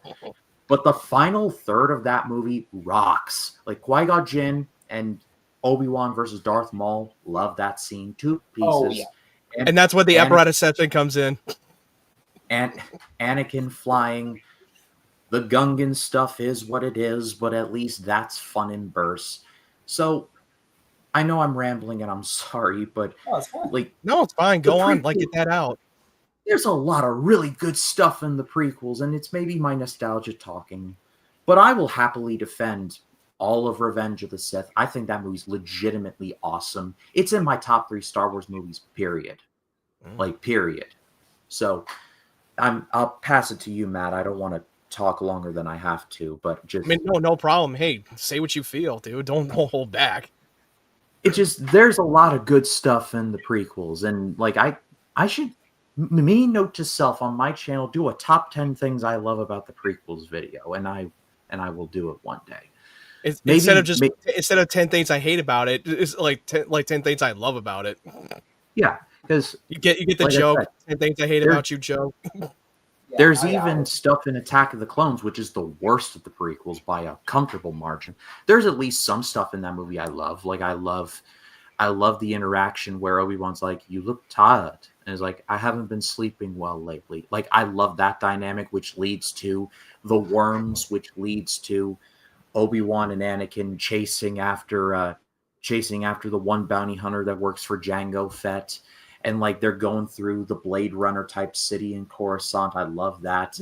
I love how Obi-Wan just talks crap to Anakin. He's like, they were clearly going the other way. And then Anakin just like jumps out of the car like straight down. And Obi-Wan's like, I hate it when he does that. Which is just the tone and sound of like, he's done this before, hasn't he? So, like I said, there's some bad stuff, but there's a lot of really good stuff here too. There's a lot of gems, large and small, in these movies. And I'll just leave it at that and we'll bounce off from there. Yeah, from my experience for the prequel, like this was like back in the late 90s. Like I was introduced to the original trilogy first before the Phantom Menace came out. And I remember that they were advertising and they were going to make a new Star Wars movie and they were going back to the beginning of the origin of how Anakin became Vader and how Palpatine rose to power. I knew very less of what was going to be in episode 1 when they showed Darth Maul in the marketing, even like from fast food restaurants like Taco Bell or Pepsi or anything. Like, oh my God, there's this new Sith apprentice who has a double-bladed red lightsaber. Get the fuck out of here! And we were going to see the younger Obi-Wan in action at his prime as an apprentice. Liam Neeson playing the Jedi Master, the guy who had an Oscar for Schindler's List. I mean, I didn't see Schindler's List. I knew nothing about Liam Neeson. I mean, I didn't watch like a lot of like big Oscar movies at the time when I was growing up, because I was very selective to what I was watching. But yeah, I was hyped for the Phantom Menace, but I did not watch it when it was out in theaters. I missed that during the theatrical run. I watched it on the VHS tape. I remember watching it over and over again with my brothers, loving the shit out of it when I was very little. And we went to the store at the Target to get a lightsaber and do a reenactment to the third act. We do that in our backyard. I was the Darth Maul. My brothers were, one of them was Obi-Wan and Anakin. No, Obi-Wan and Qui-Gon. And we were completely going ham on the lightsaber duel when we had the toy lightsabers at the time. The one that does that extensive of that blade when you push it down and push it back up thing. And it glows in the dark and makes the sound effects. Those were like one of my favorite fond memories growing up during the prequels, and I will always cherish that moment. I will agree that I did love it growing up as a kid, and yeah, it was during the Disney era when Disney bought Lucasfilm, but like it was a much more popular hate. And looking back and as an adult, I remember trashing it in my early 20s. But then when you look back at it years later, when after the post Rise of Skywalker, and looking back how much of the flaws it had in that trilogy that was like disconnected and disorganized, you look back and it's like it's not as bad as I remember, because I do agree with Ryan that there is a lot of great stuff in the prequels that George Lucas had some great idea that he wanted to do, and he got to make the story that he wanted to tell. Yeah, there are major flaws with some of the dialogue and the acting, because you got to remember when George Lucas took control over the whole studio and he had more creative control over the first 3 movies than he did in the original trilogy, no one could say no to George. No one was able to say no to him. He was surrounded by yes mans. It's important to know that in the original trilogy, George Lucas only directed one of the films, which was A New Hope. Empire was directed by Richard Lester, No, it was Irvin Kershner. Yes, Irvin- him. I'm thinking of Superman. but Did Richard But- Lester direct? Irvin Kershner, who is a very talented director, I believe he'd go on to direct one of the RoboCop sequels. Someone correct me if I'm wrong. RoboCop 2. Irvin Kershner directed. That's the one, yeah. And then Return of the Jedi was directed by Richard Marquand, who Steven Spielberg was supposed to direct, but then because it was not a SAG production movie, that's big. Steven Spielberg could not direct it legally. who would later Yeah, go so- on to direct a movie that would spawn one of my favorite Siskel and Ebert reviews, Jagged Edge, where they just destroy an erotic thriller for 15 minutes. It's a lot of fun. But the point is that George Lucas only directed one of the movies, and he either wrote or produced the other two. And so when he got full creative control, he was allowed to do more politics stuff like Trade Federation and smuggling routes and like Space CNN and all of that nonsense, which The Trade Grand Federations.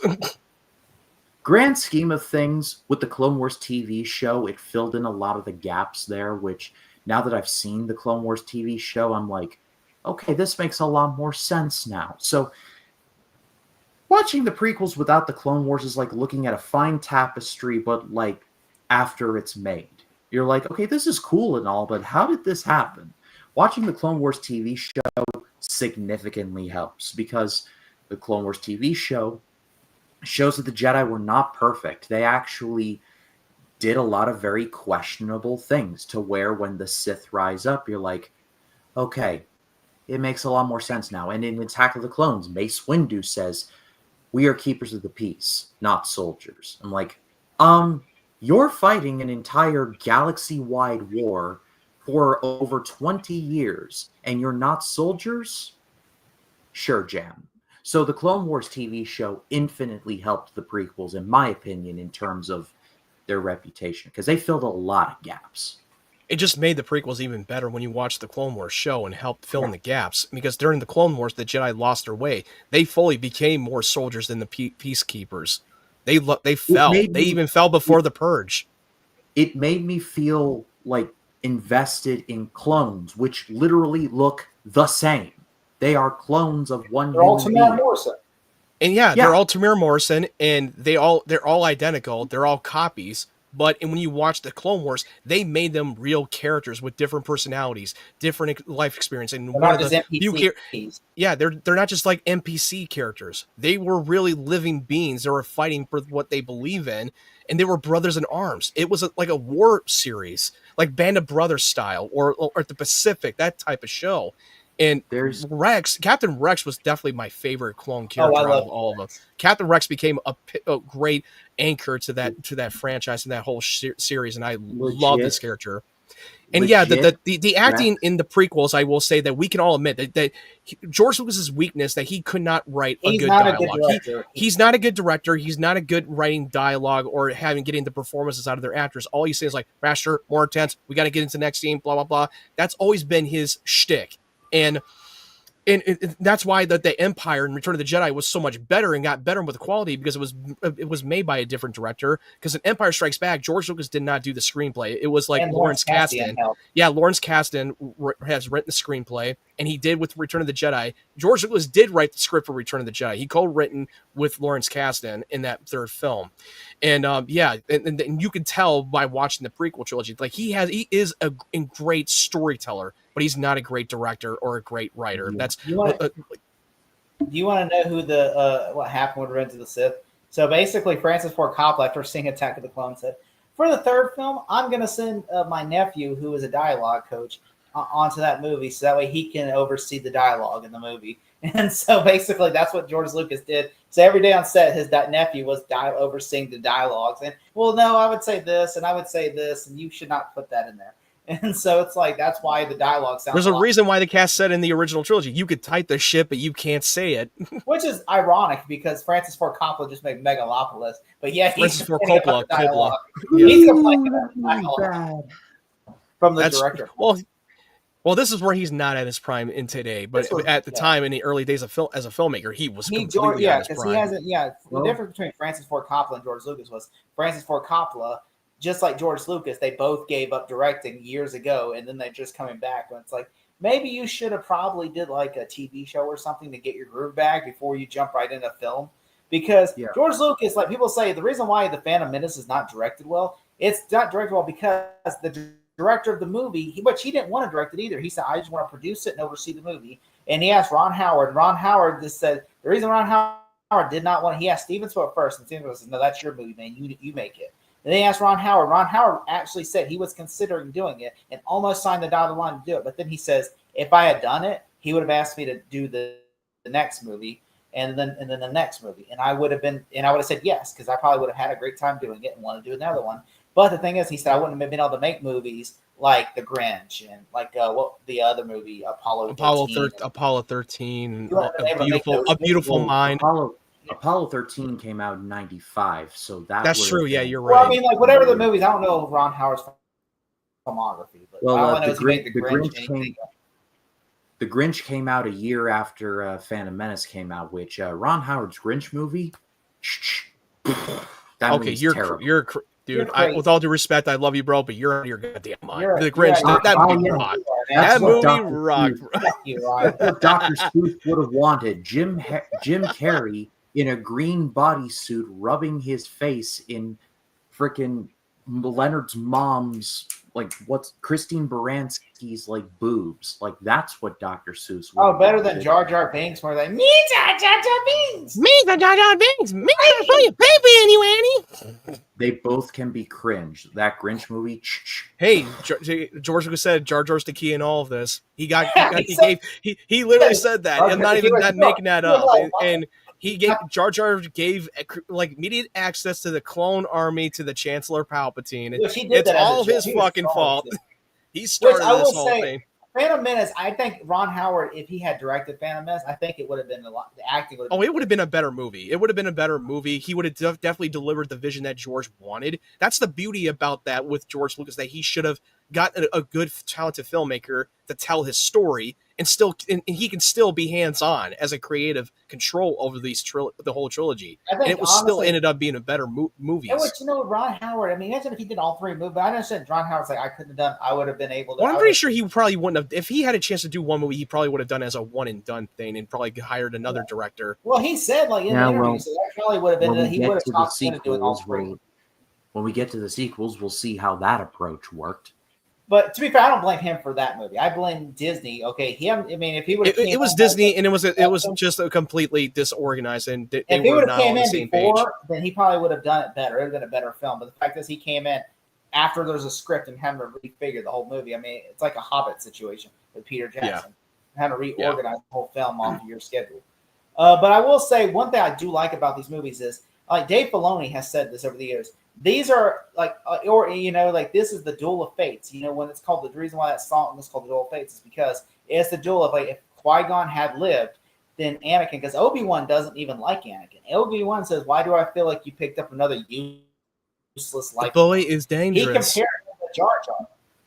He compared Anakin to Jar Jar, basically saying you're a useless white form, and he didn't really raise him like Anakin needed a father figure. He said, and Obi-Wan did not see him as a son. He saw him as a brother rather than a son. And Anakin needed a father figure. If Qui-Gon had lived, he would have been that father figure to Anakin. But he died in the fight between Darth Maul. And then, of course, Obi-Wan just like always nagged him and like raised him like a brother. And then, you know what? He did love him, but he's like, he always nagged him. He always it was during the time of his training as an apprentice. By the time he got knighted as a Jedi Knight, they finally actually became brothers, and you see that in the Clone Wars show, where they actually felt like they had the brotherly love friendship. Because that's what was missing in the prequel trilogy, especially in Revenge of the Sith. Yeah, they feel like brothers, and then time has passed, but you want to see explored more outside of those films. And what they did in the Clone Wars was better than what they've handled. Palpatine was that father figure to him because that's how he always hung out. Because Palpatine was trying to be. He practically, technically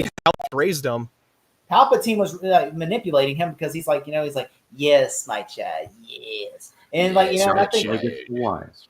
And I think really become greatest of all Jedi. The Jedi lost their way. Like that's why Ahsoka in the Clone Wars show left it, because they lost their way. Like they're the whole thing about them being keepers of the peace, not soldiers. And they literally are out there. And yes, I do think they would have tried to take over the government. The Senate. They probably would have. Yeah, they would have tried to overthrow the government. They wanted to overthrow the emperor because he was supposed to not be on his next term as the chancellor on Coruscant.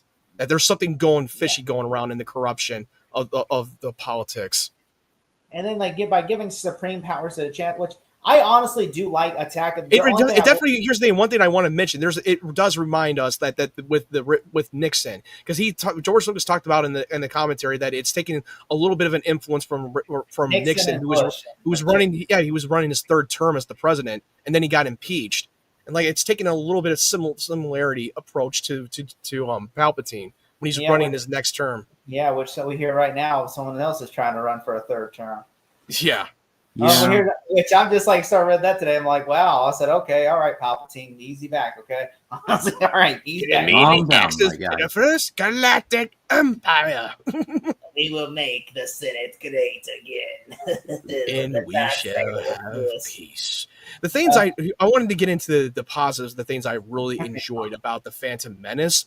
Yeah, I agree. The pod racing, absolutely banger sequence. Sound design, the visuals were absolutely a banger. The lightsaber duel was much more superior than we had in those past 3 movies, even though I enjoyed them. But it really just shows you that how Jedis fight at their full prime.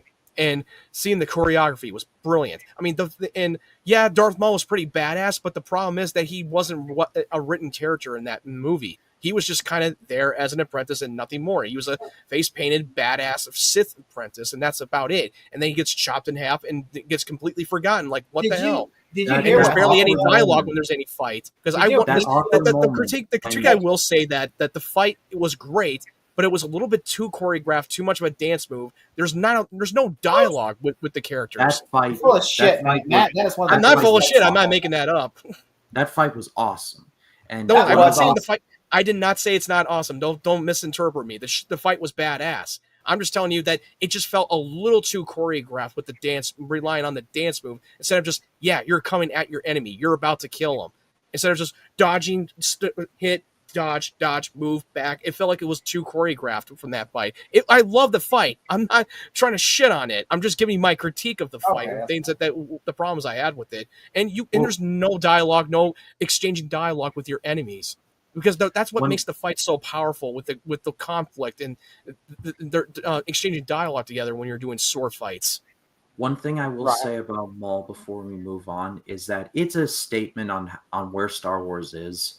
Like when 2 TV shows made for children, that being Star Wars: The Clone Wars and Star Wars Rebels, which didn't even air on a regular network. It aired on Disney XD. Rest in peace, Disney XD. That show somehow gave Darth Maul more respect than these big budget like Star Wars movies. Because when they brought Maul back, I'm like, are you kidding me? He died, and now he's got they brought him back in the Clone Wars. Yeah, they brought him back in the Clone Wars, and this was not on Disney XD. This was airing on Cartoon Network. This was before Disney bought Star Wars. Yeah, Rebels was airing on Disney XD after Star Wars Rebels aired on XD. Yeah. Like Clone Wars was on Cartoon Network. The point I was saying was that they gave Maul more respect in kids' TV shows than these big budget movies. So they wanted at the Cartoon Network cancel that show before we got the final season on Disney Plus, but they canceled it because it was getting way too more mature and more adult, and because this was supposed to be a kids show, and it was getting a little bit too more dark and a little bit more brutal. Than girlfriend. Like Darth Maul. I'm glad that when they brought back Maul and that finally we got a written character with more character depth with them that makes it such an impact. And the voice, Sam Witwer, nailed it. He nailed the voice of Darth Maul. And here's the thing. Originally, when they were making the Phantom Menace, they originally wanted Benicio del Toro to play Darth Maul. Yeah. But then he turned it down because he knows he had no fucking dialogue. There's no dialogue, so I'm not going to take this role. And then they got Ray Park with the stunt performance. Shout out to the GOAT Davis Bloom. But basically, you know what happened though? Yeah, Benicio said there was which Ray Park said that he didn't say the lines, like he just mouthed them. But he said basically Peter Sefowitz had recorded some lines, but then George Lucas decided to only give him 2 lines because he goes, he's more menacing if he doesn't talk. And then he just basically tells Peter, fuck you, because in the Clone Wars, they make him talk. So it's like that's Alas, we reveal ourselves to the Jedi. Alas, we will have revenge. which basically, yeah. But there's actually I have to just send y'all the clip. It's on YouTube of a TV spot from Phantom Menace where you actually hear cut dialogue from. Oh no! You watch the music video of the Phantom Menace. They had that music video feature in that movie tie-in game on PS1. I didn't know there was a music video for it. Yeah, there's a music video. There's a music video of John Williams' of Duel of the Fates, and they showed you the raw footage of the movie, and you hear more dialogue with Maul when the moment he takes the suit off, but he doesn't say anything. You just hear it in the background and hear Darth Maul's dialogue, like fear attracts them all. I think that's how he said it. I can't remember exactly. I'm just paraphrasing, but I was like, oh god, they cut a lot of his dialogue. And did you notice that if you watch at the end of the music video, Padme was like, "Get to your ships." It sounded like Natalie Portman's voice. When you watch the final cut, it sounded so different. It sounded so dubbed over. I am like this. Get to your ship. Get to your ships. Get to your ships. That's how she sounded in the final cut. And then at the end of the raw footage, there was a raw footage of Natalie Portman says, "Get to your ships." That sounded like Natalie Portman talking. I will say I do like in the Phantom Menace though, like the fight scene. There's like 4 battles going on at once. I will say I don't think we need the space battle because we already had the Gungan battle. We had the what's it called the what's it called that place the what's that Naboo battle the palace the palace palace it was in the palace of we had the palace battle we had the palace battle, we had the Gungan battle, and then we had the duel between Obi-Wan Vader and Obi-Wan Maul. And I'm not gonna lie, at the time I always fast forwarded and get to the Darth Maul Qui-Gon and Obi-Wan fight. Like, hey, let's cut this. Cool. Like, yeah, it's like, hey, let's get back to this. Let's get back to these people. Like, I don't give a shit what's going on with these other people in those battles. As kids, cool and all, but I don't give a fuck. After Qui-Gon gets killed, as kids, did y'all ever like feel like Obi-Wan then? Whenever, because I love when Obi-Wan just is angry. And then he gets up and goes, boom, boom, boom, boom, I did like that. No, I did like that. Every time I watch that, he tapped into the dark side for a moment. Pacing back and forth, and Maul just like looks daggers at him. Like, what are you going to do now? He's like, I'm going to kill you in a second. Like, he's just waiting. He has that hate in him. And he basically, I love it whenever he runs that Maul and he goes, and all of a sudden, then he's so angry that he cuts Maul's lightsaber in half, which I'm always saying that is the most dangerous thing to do because you think he's dangerous with 2. He's even more dangerous with 1 because that means he only has to focus on like 1 now. He doesn't have to focus on 2. Like I actually think you have the advantage. Obi-Wan had the advantage when he had 2 lightsabers, but when Maul only has 1 lightsaber, Maul's even more dangerous because now he's like, which he I have a single blade and not a double blade. Yeah, with double blades, I think like Darth Maul is not as dangerous because I'm because he has to worry about not cutting himself. And he has to he's got to worry to make sure. You have to worry about not cutting yourself by not having the hilt on the top of the blade because that's what knights use when they're in sword fights. Because now with Jedi, you're not meant to have the hilt. I really like Phantom Menace. Attack of the Clone. My issue with Attack of the Clone is the Anakin and Padme stuff. I did not like. I love whenever they go to Tatooine and his mother is dead. He kills all those people. That is so great. That was my favorite part of the movie. The best scene of the movie when he lets his anger and rage and tapped into the dark side the moment his mother died by getting strung up by the Tusken Raiders. And the fucked up, the stupid thing they did was they cut it off screen and then show the rest of it. I was like, what the hell? They thought that was getting a little bit too much. I hate it when they cut it off so quickly. I killed the babies. So I was like, played not just the men, but the women and the children too. I don't hate that decision because it's like you don't need to see it. Like what happened. There's I'm glad they just left it up to the imagination.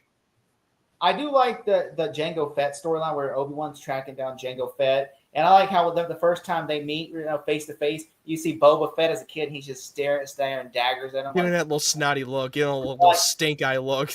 Yeah, well, to be fair, Obi McGregor said it behind the scenes. What is the it? Sound design in Attack of the Clones is unbelievable. Like just the little sonic grenade that goes off the. No, it does a silent when it was about to blow up. It kind of feels like it's getting. It kind of feels like the atomic bomb is about to go off. You don't hear the sound until you hear the sonic boom. I saw Revenge of the Sith in theaters, and then I saw Attack of the Clones later, and I'm just like, why does Obi-Wan hate flying so much? And you watch Attack of the Clones, and you're like, now I understand. That blasted. That's why I hate flying.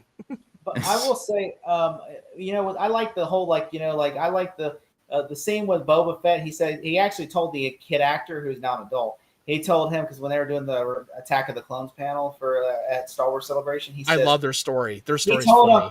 He said, "When you look at me, act like I had just let out a ghastly fart." And then he just looks at me. He just goes like this, like this, and he says, and so he walks and he looks like this, like gives that stink face, and I'm like, that's why, because he said he told him that direction, like make it look like I just farted. It's really ghastly. And he's like, yeah, I know. That was so funny when he told that story. Remember he gets pulled. Remember he got pulled over by a cop one time. He was like when he was about to shoot the movie. Yeah. Which I will say, I like the whole fight scene between Jango Fett and Obi-Wan, especially where he's trying to grab his lightsaber and he's like, "Oh no, not good." It was so funny when Obi-Wan drop kicked him like he's in Mortal Kombat, and there's a sound effect ending. Wah! Wah!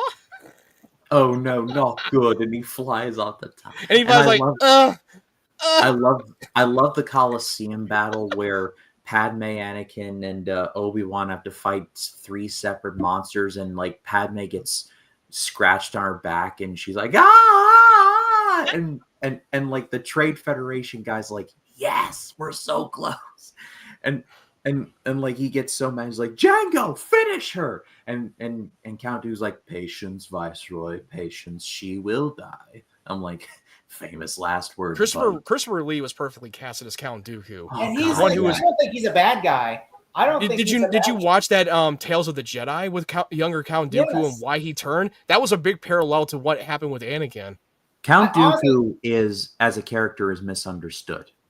Yeah, yes. I agree. He straight up tells Obi-Wan what's up. He's like, look, he says, the dark side is literally inside your Senate. And you know what? He says, you are actually the Dark Lord.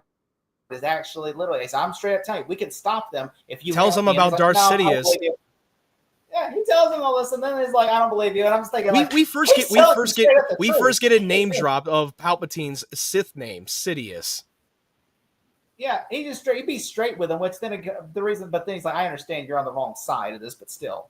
He's like I used to hate Count Dooku as a kid and how like slimy he was, but as I've gotten older, I'm like, why does he feel like the canary in the coal mine in all of this? You must join me, Obi-Wan, and together we will destroy the Sith. I like everything when they start, like after they get caught on the factory, after they get caught and everything, and they're being chained, him and Padme, and she said, and they kiss, and they play the Empire Strikes Back ending theme, but like a new rendition of it, and you see them roll into the arena and everything, and Obi-Wan's chained. I love that. I thought.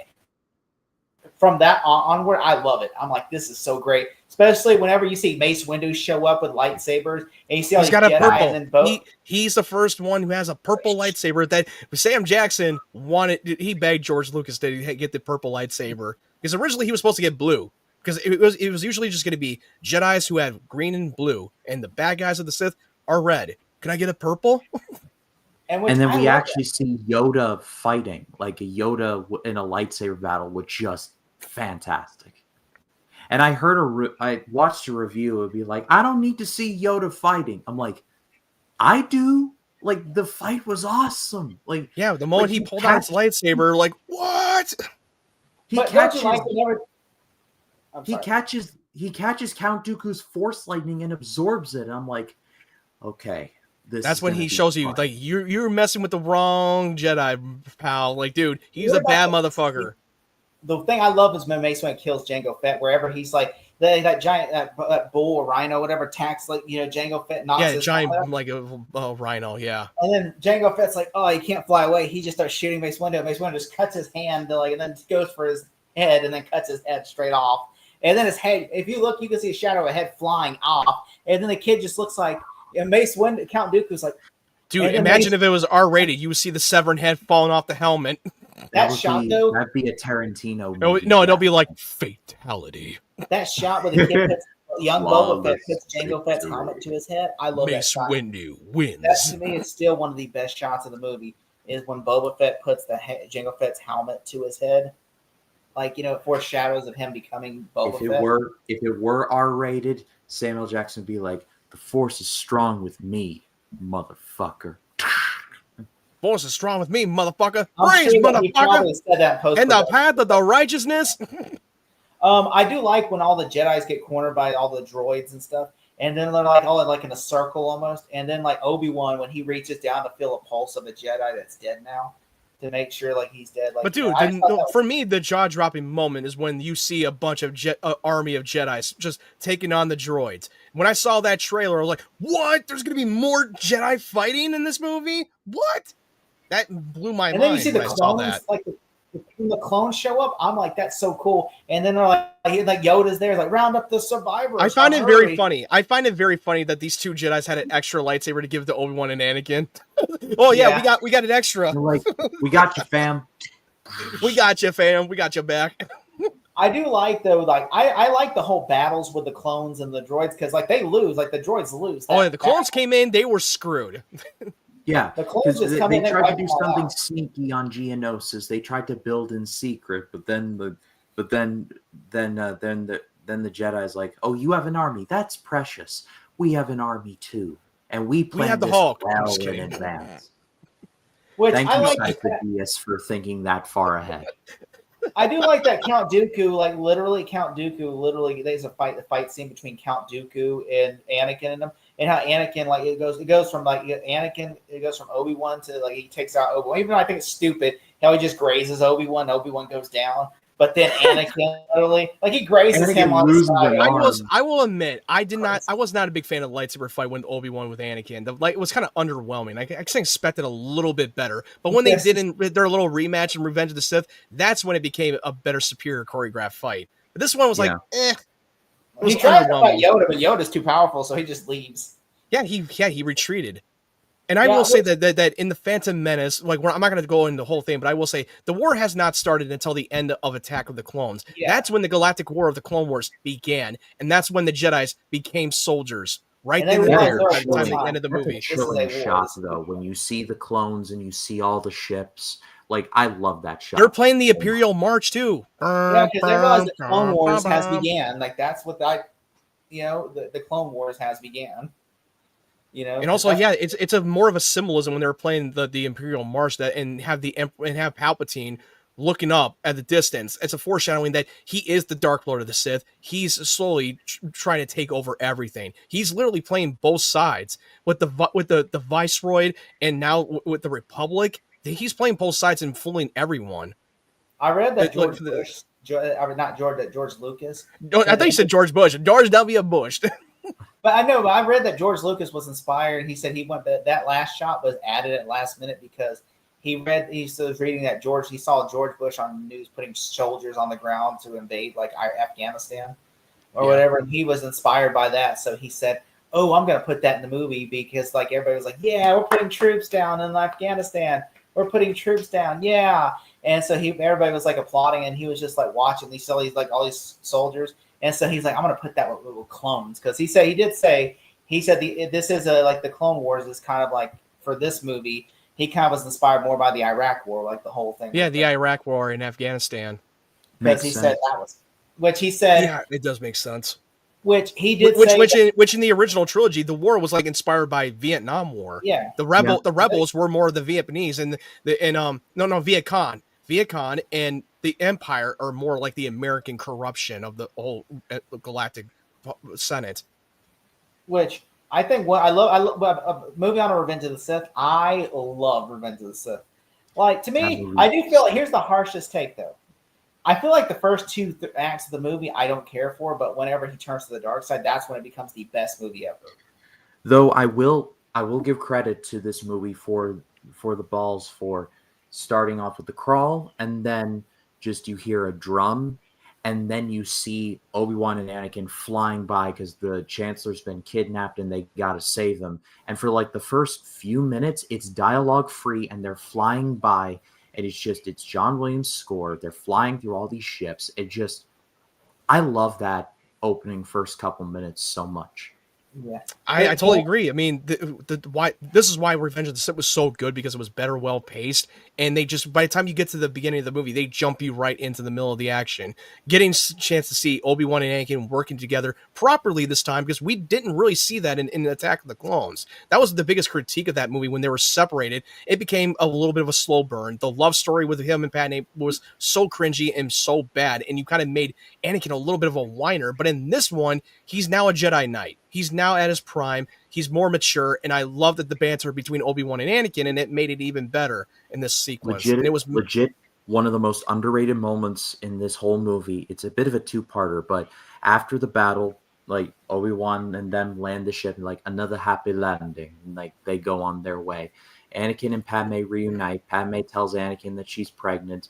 He takes it. He takes it well, but also not well, because he's just terrified. And then he has that nightmare where like he pretty much sees Padme's death. And I love that so much, because it just plants the seeds of, well, we know how this story ends. Now it's just we're watching the Titanic crash into the iceberg. Do you really see that? Like, do you really see the opening credits? Okay, so the opening credits, okay, which I did not come up with this.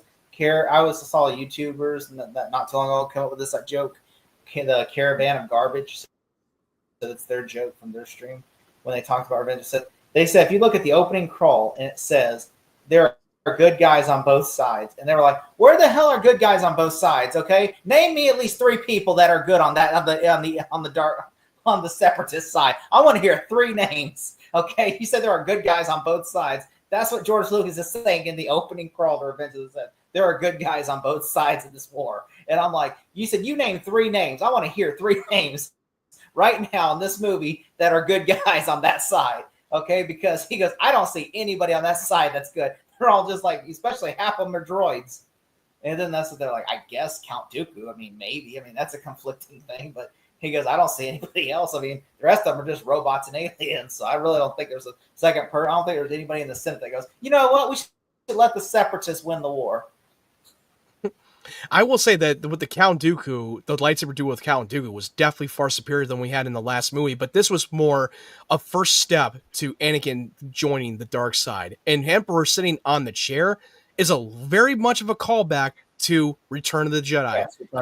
He's sitting on his chair, watching this fight, getting him to give in to the dark side. And the moment that he chops his head off, that's when he starts to fully turn. Not to mention, it's a certified GIF classic. Do it. And also, like, he was not, and also that was not the Jedi way. You're not supposed to like straight up execute him. You're supposed to disable this weapon. Only kill if you do what you must.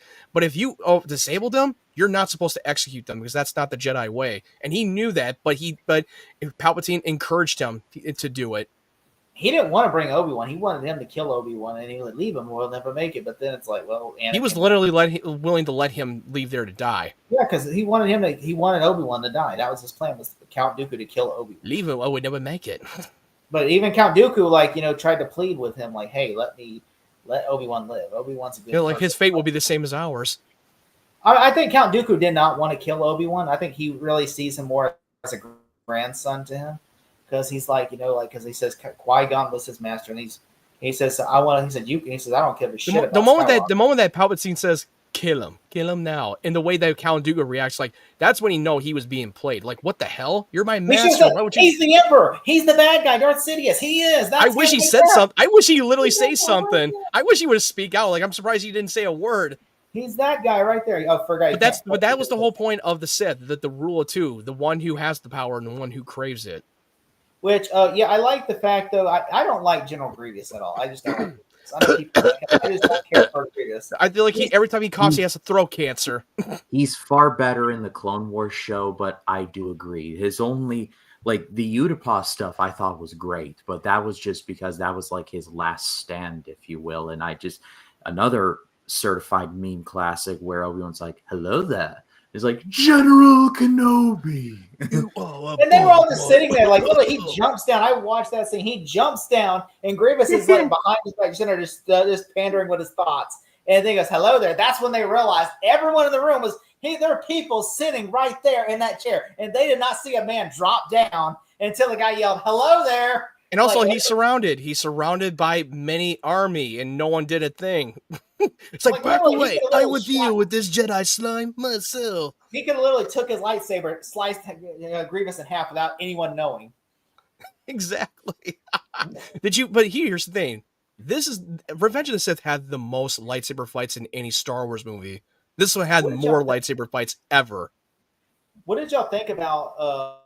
The fight scene between Mace Windu and the Emperor? And what did y'all think about that? I loved it. I loved it. He was holding back. The Emperor was holding back. Oh yeah, I know. I always said that to my brothers that dude, Palpatine is really toying with Mace Windu. Because if you see him doing his little torpedo fucking force jump, he killed a bunch of Jedi Masters of the Council. Like it was nothing, and he leave it to him for last because he was stalling for Anakin to show up so he can give them the moment of choice to manipulate him into joining his side. That he's the victim, and the Jedi are taking over the Senate.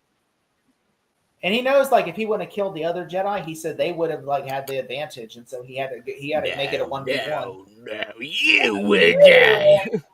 But I will say, this scene right here when Anakin is has a moment of choice, that was a callback to Return of the Jedi.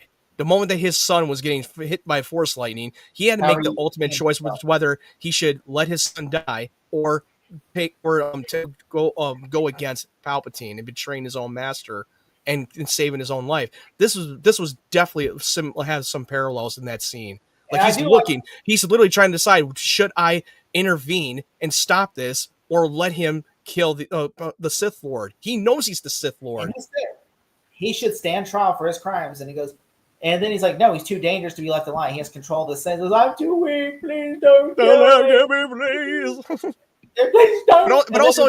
But we all know why he wants him to live, because he needs him, because he's the only one who can help him try to prevent Padme's death. Dying from childbirth, because my favorite scene. This is my favorite scene of the whole movie. Is when Anakin goes to a Broadway show, whatever the hell that was, talking to Palpatine, talking about Darth Plagueis. This scene was brilliant. It gives us a little bit open to the lore of this whole Sith. Yeah, and I loved it. Then his apprentice killed him in his sleep. And he's like laughing because he's the one that did it. Because he's using that story to manipulate Anakin to joining him. He's just toying with his emotions. He's using his vulnerability because he knows what's going to happen. I like the scene. I do like that, but also in the scene after Mace Windu gets killed and everything, and is like, I will do whatever you ask, my master. I would have asked George Lucas one thing. I was like, hey, George, look, can we not make it look like Anakin is sucking the Emperor's dick right now, please? Because he just goes his head like this, and then he's like, good. I'll do whatever you. Let's go. Can we maybe not make it look like, maybe make him stand up, because it just makes it seem like he's giving the Emperor a BJ right now. Okay, I love when Emperor said, "The Force is strong with you." A powerful like this isn't Team America World Police. We don't need to sit there and see him. He doesn't have to blow the Emperor. I was like, he gives him the name. Like the way he changed his voice to sound like he was talking through the microphone. Henceforth, you should be known as the everything about Order 66, especially the scene where the clone troopers are walking into the Jedi Temple, that is like where it gets like intense. I love the Order 66 sequence, because at the time we were like, why are the clone troopers turning against the Jedi just like that when they fought alongside with them all the time? The Clone Wars, but at the time that was never addressed in the movie. They never addressed it until they had to address the plot hole in the Clone Wars show, that they had the chip that made them do it and made them turn against the Jedi. That's what it fills in the plot holes that was never addressed in the third movie. Yeah. What do you think about that scene, Ryan? The scene where all the clones are killing all the Jedi, especially you see the scene, especially whenever the Kalmana, the one with the cone head, I think Kalmana, whatever his name is, Kalmana. Yeah. Whenever he's like, come on, and then all the clones stop. The one who looks like a cone head, a penis head. Yeah, the one. No, remember when he says, I'm joking. I'm joking about that. That scene is as close to horror as Star Wars will probably ever get. It was emotional. I remember when Anakin goes into the council room with the younglings. The moment Master Skywalker, there are too many of them. What are we going to do? He popped in his lightsaber, and they just don't show what happens. And we already know he killed children. He murders children. He literally murders children. He even Obi-Wan referred to it later in the dialogue when he was talking to Padme. He saw a security. They actually show the footage. They show the footage on the security camera. And then we had to put up with dickheads saying we can't redeem Anakin now because he killed kids. I'm like, guys, context is everything in this, and clearly you missed it. Which the only thing is, I get emotional every time, especially you see Padme crying when they see the Jedi Temple burning, and then you see Baila Organa. Lancy goes, "What's going on? There's been a rebellion, sir. Don't worry, it's situation." And he goes, and he holds a gun at him and says, "It's time. I'm sorry, sir, but it's time for you to leave me." And so I'm sorry, sir. It's time for you to leave. And did you know that one? And did you know that one Padawan? That actor that was the Padawan. That's George Lucas' son. Yeah, I knew that. He actually made an appearance. He actually made a cameo appearance in Attack of the Clones during the Jedi Archives. Do you know that Obi-Wan was the first choice for Obi-Wan was Ralph Fiennes' brother, Joseph Fiennes, but then George Lucas' daughter didn't like him, think he was cute enough, so they hired Ewan McGregor instead. Yeah, the guy from Trainspotting. For the best. I think it's really sad that, like, especially you see all these kids, like, all these people are dying, and then all of a sudden, like, apparently they really shot him killing the kids, but then the MPA said you're not getting an PG-13. No, this is meant for families. But also, this is the first Star Wars movie that had a PG-13 rating because the rest of it had a PG rating. George Lucas put it in the security camera, like 3 seconds of the security. Did you know how funny that was? That Harry Potter and the Goblet of Fire and Revenge of the Sith came out in the same year, and that was their first movie of the franchise that had a PG-13 rating. That's funny. Well, let me ask you this though. I think I really like though when Yoda, like, they go to kill Yoda, and Yoda just, like, because he's already sensed all the Order 66, and then whenever, like, he goes to kill them, he just goes and then cuts their heads right off, and then he's like, excellent stuff. And such a badass Yoda. I love the part when he was just holding on his chest because he's heartbroken because he sensed what's going on. He knows that the Jedi are being slaughtered. And this is another scene that I got so emotional when Anakin was winning in the chamber. And it was during the sunset sequence. It's playing that dark, ominous score. He's still trying to decide, should he intervene? Should he intervene? Mace Windu was like, "Oh, if the Jedi destroy me, any chance of saving her will be lost." That was kind of like the best acting that Hayden Christensen done in that scene itself. Having Padme look out the window in the distance while Anakin was looking out in the distance of the window simultaneously, and him in tears, like, he is so burdened with this choice. He knows he wants to do the right thing, but at the same time, he's taking the selfish route because it's easy. And he's basically the victim of this whole thing. The Jedi wanted him to spy on the Chancellor because he's the closest thing, because he's close to the Chancellor, and they're just using him, and he feels like he's being exploited. And they know that he is the chosen one, the one who would bring balance of the Force to destroy the Sith. They know he is powerful than any Jedi ever. And he's had that so much burden, especially living with a double life with Padme, when the Jedi are not meant to have attachments. Now, let me ask you, I loved whenever they take back the temple, Yoda and Obi-Wan take back the temple, like they're killing all the clones. And Yoda's just throws his lightsaber in one's heart and then pulls the lightsaber out. That was badass. And then I will say they did a much improvement of the combat with Yoda than they did in Attack of the Clones. I love the fight in Attack of the Clones, don't get me wrong, but I thought that was a major improvement of that. Do you know that the original scene before the George Lucas redid the scene was? I was going to bring that up. It was like, the clones had Jedi robes on, and it was Tamara Morrison being like, "Hi, we're Jedi," and everything. Hi, we're Jedi.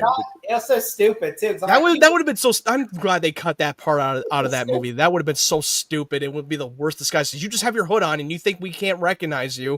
That'd be like the fucking stupid Clark Kent disguise. Put on the glasses, you're not gonna know who I am. Have you ever played the movie tie-in game of Revenge of the Sith? I have. Did you? I have. I played, and here's the thing: I played that game before I saw the movie because they did a lot of changes in the game that they never showed in the movie. Like, for instance, when Anakin was going to the Jedi Temple to slaughter the Jedis at the temple, they showed more of it in the game than they did in the movie. Yeah, like the librarian fighting back, and like they showed like him slaughtering, then dueling with some of the Jedi. And one character in the Jedi showed up in the hologram in the scene for only a brief moment. That didn't show the complete context. Yeah, they showed him wiping some of the kids out and then holding one by the throat. and then like him fighting one adult. You got a chance to use. You got to use Force Lightning in the game too. Yeah. Which let me ask you this. Okay, so we go to like Mustafar fight. What did you think of the scene before the fight where where Padme is like, how could you like that? Like how she sees him as a monster. Which, by the way, before we go to Mustafar, I love when Anakin goes there and they're like, who could have done this? You see him just slaughtering all the separatists. Like he's just murdering all of like the fish-looking people. They're separatists. They're like, no, and then he's like, No, it's the promise us peace. We just want, and then all of a sudden he kills it, which I love when you see his evil eyes. You know how he's like, his Sith eyes. The red showing. eyes. And like, you know, also how the Emperor just dissolves the Senate, or not dissolves him, but he goes, we will turn the Republic into the first galactic empire. And then like, this is how liberty dies, with thunder's applause. Yeah, they use that meme. They use that meme in today's world. Like, this is how liberty dies. Like, yeah, which I'm sending my new apprentice, Darth Vader. He would take care of you. Which I will say I really like. What y'all think about the Mustafar though fight? Not the Mustafar fight, but just the scene leading up to it. Whenever Padme's trying to convince him, and she realizes he is evil because he's like, "We could overthrow. I'm so powerful, I could overthrow, and then together, me and you could rule the galaxy, make things the way we want them to be." And she goes, "Obi-Wan was right. You changed." I don't want to hear more about Obi-Wan. The Jedi turn against me. Don't you turn against me. Which what did you think, Ryan? That was great. And then the follow-up fight with Obi-Wan and Anakin is just an all-timer. Like, honestly, I love the fight with Yoda is okay, but I love the fight with Obi-Wan. I don't care. I love the Yoda fight. I love the Yoda fight with the Emperor. Yeah, that was badass. Okay. Well, we didn't need no, it. Here's the funny thing in my theater when he first shows up in his chamber with the temple guards and he just fucking force pushes them back into the wall and knocked them unconscious. The one guy in the background yelled out, says, "Bitch!" I was laughing so hard. He gave this little remark after he just like knocks out those guards, and the guy in the background in the theater is like, "Bitch." Which what it was. Which I liked. I thought it was a fun fight scene, even though it was fun. But the lightsaber fight, especially whenever he's like, "I have failed you, Anakin. I have failed you." He goes, "I should have known that Jedi were plotting to take over." And he goes, even though you were close to the lava and you could have been melted. I know it's suspenders, but I always poke fun of that. But they had shields up. I know. I'm just poking fun of it. I'm being facetious. Without the shield, they would have scolded. Yeah, that's true. No, I agree with you. I'm just trying to be facetious. I always make fun of it, but I still love the epic fight, and I agree that the lead up was really good. That the way they lead up to that fight, the moment that Obi-Wan comes out of the ship, just one frame. Yeah, shit's about to go down. She knows that this is not going to go well. And then it leads to just an awesome fight, and then they're on rocks and droids, and they're like doing their thing. The one thing I was laughing so hard is that, I have the high ground. Dude, you're in an open space where you had to get cocky and flip over him. Because here's the thing, the reason why do you want to know why he did that move? It's because he studied Obi-Wan's move, that he did the same thing that he did to Darth Maul when he flipped over him, chopped him in half. He was going to use that same move against Obi-Wan. He got cocky in the moment. The moment he says, "You underestimate my power." And this is his, and he's been waiting his whole life, and fuck. They did. There's a video beam when they did that announcer and just add that in when Anakin was flipping over Obi-Wan and fails completely, and he's been waiting his whole life, and fuck. I saw this one meme of these guys at Comic-Con dressed like Anakin and Obi-Wan, and one guy, they're on escalators, and one guy's at the bottom of the escalator, one guy's at the top, and he goes, "It's over, Anakin. I have the high ground." And I just started laughing. That kid is back on the escalator again. I said, "Find the high ground." I was like, "Yeah, you do. You're on a fucking escalator." But and then we see Palpatine. Then we see Sidious pick up Anakin, and we see the full transformation of Vader, which just gives me it hurts every time to watch. Dude, I got emotional. I got emotional when he was struggling on that hill. getting, That first and time also we- Obi-Wan was giving us emotional, like, dude, you were the chosen one. It was supposed to, you were meant to destroy the Sith, not join them. That scene was so, I hate you. Like, oh man, you could tell. You And then were, we just and he burned the jacks vibe. he jacks his lightsaber. You little punk! You left his ass to burn, you dick. Instead of I putting mean, out of his misery, you let him burn and roast alive. He burns alive, and I just get like teary eyed when he burns. It was alive, and all of a graphic. It was sudden- so graphic when they're He thought showing. he- There's he- a he reason thought why. he was- There's he a reason thought- why they put this in the PG-13 because there's going to be some moment that you're going to watch him get roasted alive. So You know, child- Yeah, his Childhood leg got trauma. caught on fire with the lava. Like, which I love that, especially when he becomes Vader. When Vader is born, Padme dies. I thought that was beautiful. that was great. That was a Vader beautiful rises up, transition. she dies, and she goes, "There's still hope in him." And then the first thing Vader wants to know is, Padme, where? When she her last words, "There's still good in him." It's another callback to Return of the Jedi when Luke says there is still good in him. Which, you know, it's so funny. The Emperor goes, "Lord Vader, I'm afraid in your anger you killed her." And he goes, It "I seems couldn't in have." your anger you killed her. He just I destroys couldn't everything in have. the room. She And then was the- alive. I felt it. And then the Emperor is just smiling, Yeah. like in the background, like, Just gaslighting him. Yeah, he knows but he did find out that he played him in the Lords of the Sith novel. He found out that he was playing him the whole time. which I love that. And then of course he goes, It was kind of, but the no thing that was too funny. That was just too funny that I laughed like no. Watch, I'm sure James Earl Jones like, really, George? I have to say no. They add that Which, I mean, that could be- they add that no dialogue in the special edition of Return of the Jedi. The moment he was taking out Palpatine, like no, like that was not in the I alternate do version. like that funeral though. They The have- funeral they have was really, like, how- emotional. That was so sad. Like That was seeing sad as shit. Padme looking like that. Yeah, that just She looks very You're- beautiful and peaceful too. She looks very peaceful the way And they then shot that Vader's sequence. just sitting there. They're building the Death Star. They're building the Death Star. Because and right now, then because as far as we know, Tarkin- as far as he knew, Padme died and the child did not survive. As far as he knew, he thinks that he still believes that his child died along with Padme, and that the baby was never born. But we find out the Force was able to correct it, and it gave us a balance. The twins, Luke and Leia. Did you like though? Whenever I love that scene though. Whenever Vader walks on is on top of the Imperial ship, and you see Tarkin, the Emperor's talking to Governor Tarkin. Yeah.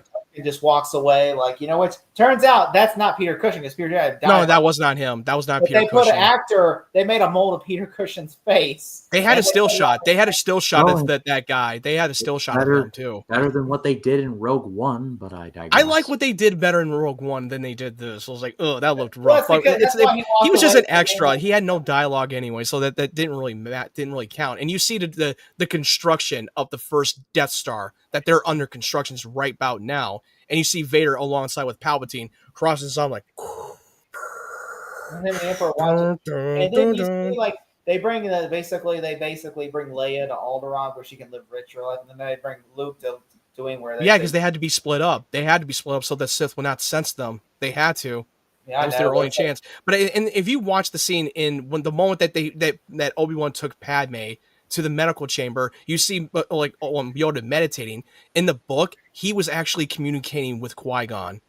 He was communicating with Qui-Gon when he was They meditating. showed in a deleted scene where they said Yoda goes to Dagobah at the end of the movie.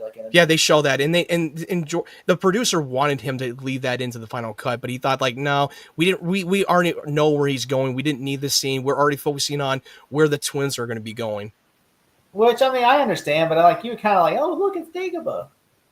But here's the thing: on Tatooine, they shot that on a soundstage green screen. That was not shot in real location on Tatooine. I know. Which, you know, what the funny part is the scene. Do you know that scene when Obi-Wan dropping off baby Luke on the desert, that was shot in Attack of the Clone, because they didn't think they could come back to the same location. That's why. Because the real location, the last time we saw them shooting on Tatooine when George Lucas was taking control, it was an Attack of the Clones. The last time we see the That's practical why Owen has location. the hoodie over his head, because that's from Attack of the Clone. So they just but then they basically just CGI'd a baby there. They had like a fake little dummy they made. So and then he just hands it, and then they put the real baby in the new shot of the dude. And I thought that was so funny. That's why it's like Joel Edgerton and them still in that scene, and they didn't just bring in. Yeah, Joel Edgerton. Yeah, because Joel Edgerton was introduced in Attack of the Clones as one of their family, and he wasn't like a big star at the time. This is before he became a big star. Okay. So, all right, but yeah, that's the prequels. Now we're going to talk before. So we're not. It is so. We've already discussed. This is going to be a two-parter because there's no way we're going to be able to cover the Disney sequel trilogy yet. But we will. We will cover that. I was going to say, like, when we talk about the Disney stuff, I'm like, how long we got? Because we can That's talk. like, yeah, about we're past 2 hours. We're about to talk. We're going to talk, but we will. We're about to wrap up here in a few minutes. But we will come back with a part 2 and discuss all of Disney Star Wars from Force Awakens all the way to Rogue One. And we argue, but I want to finish up with the Clone Wars before we get there because after this one we had the Clone Wars and George Lucas, and I will say this. George Lucas, this is our final thoughts on George Lucas before we go to Kathleen Kennedy, and then we'll wrap up before we go to Kathleen Kennedy. George Lucas, I think the Clone Wars was a great show, and I like that he was trying to make a bunch of good stuff. Like he was making like the Clone Wars and everything. But I'm going to play devil's advocate. I don't think he was a good businessman. I think he was a terrible business.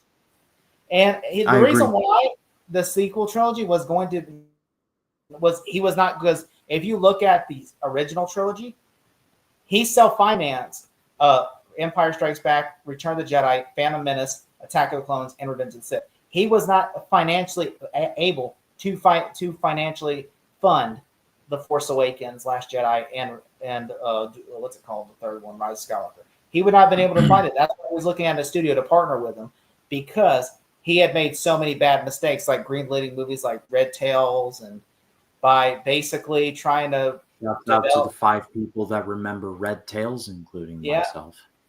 Yeah, he made that movie and it flopped, and then of course he greenlit several video games that then he would change his mind every 5 days. That's like they've had games that were in development that were like George Lucas would see and say, "I don't like this. You should change this." So then they spent 6 months changing it, and then they're like, "Well, I like the original. Why don't you go back to that?" And they're like, "George, if we redo that, then it's going to take longer, and the game price is going to go up." And he goes, "All right, just cancel it." And then they go on to another game, and then they're like 80% done. George Lucas goes, "I'm not a really big fan of this game. I just don't think people really want to watch it." And then George Lucas is the one that brought the idea to them. And then he cancels it. And then, of course, or they are making a game, but then they're like, "Well, we have to he said it's for PlayStation 2 and Xbox, and it's 360 now. So we're going to have to make games for the 360 now and everything, and we're going to have to upscale the graphics, which is going to cost another $100,000. And George is like, just cancel it. Like, he's known as being canceling just projects left and right.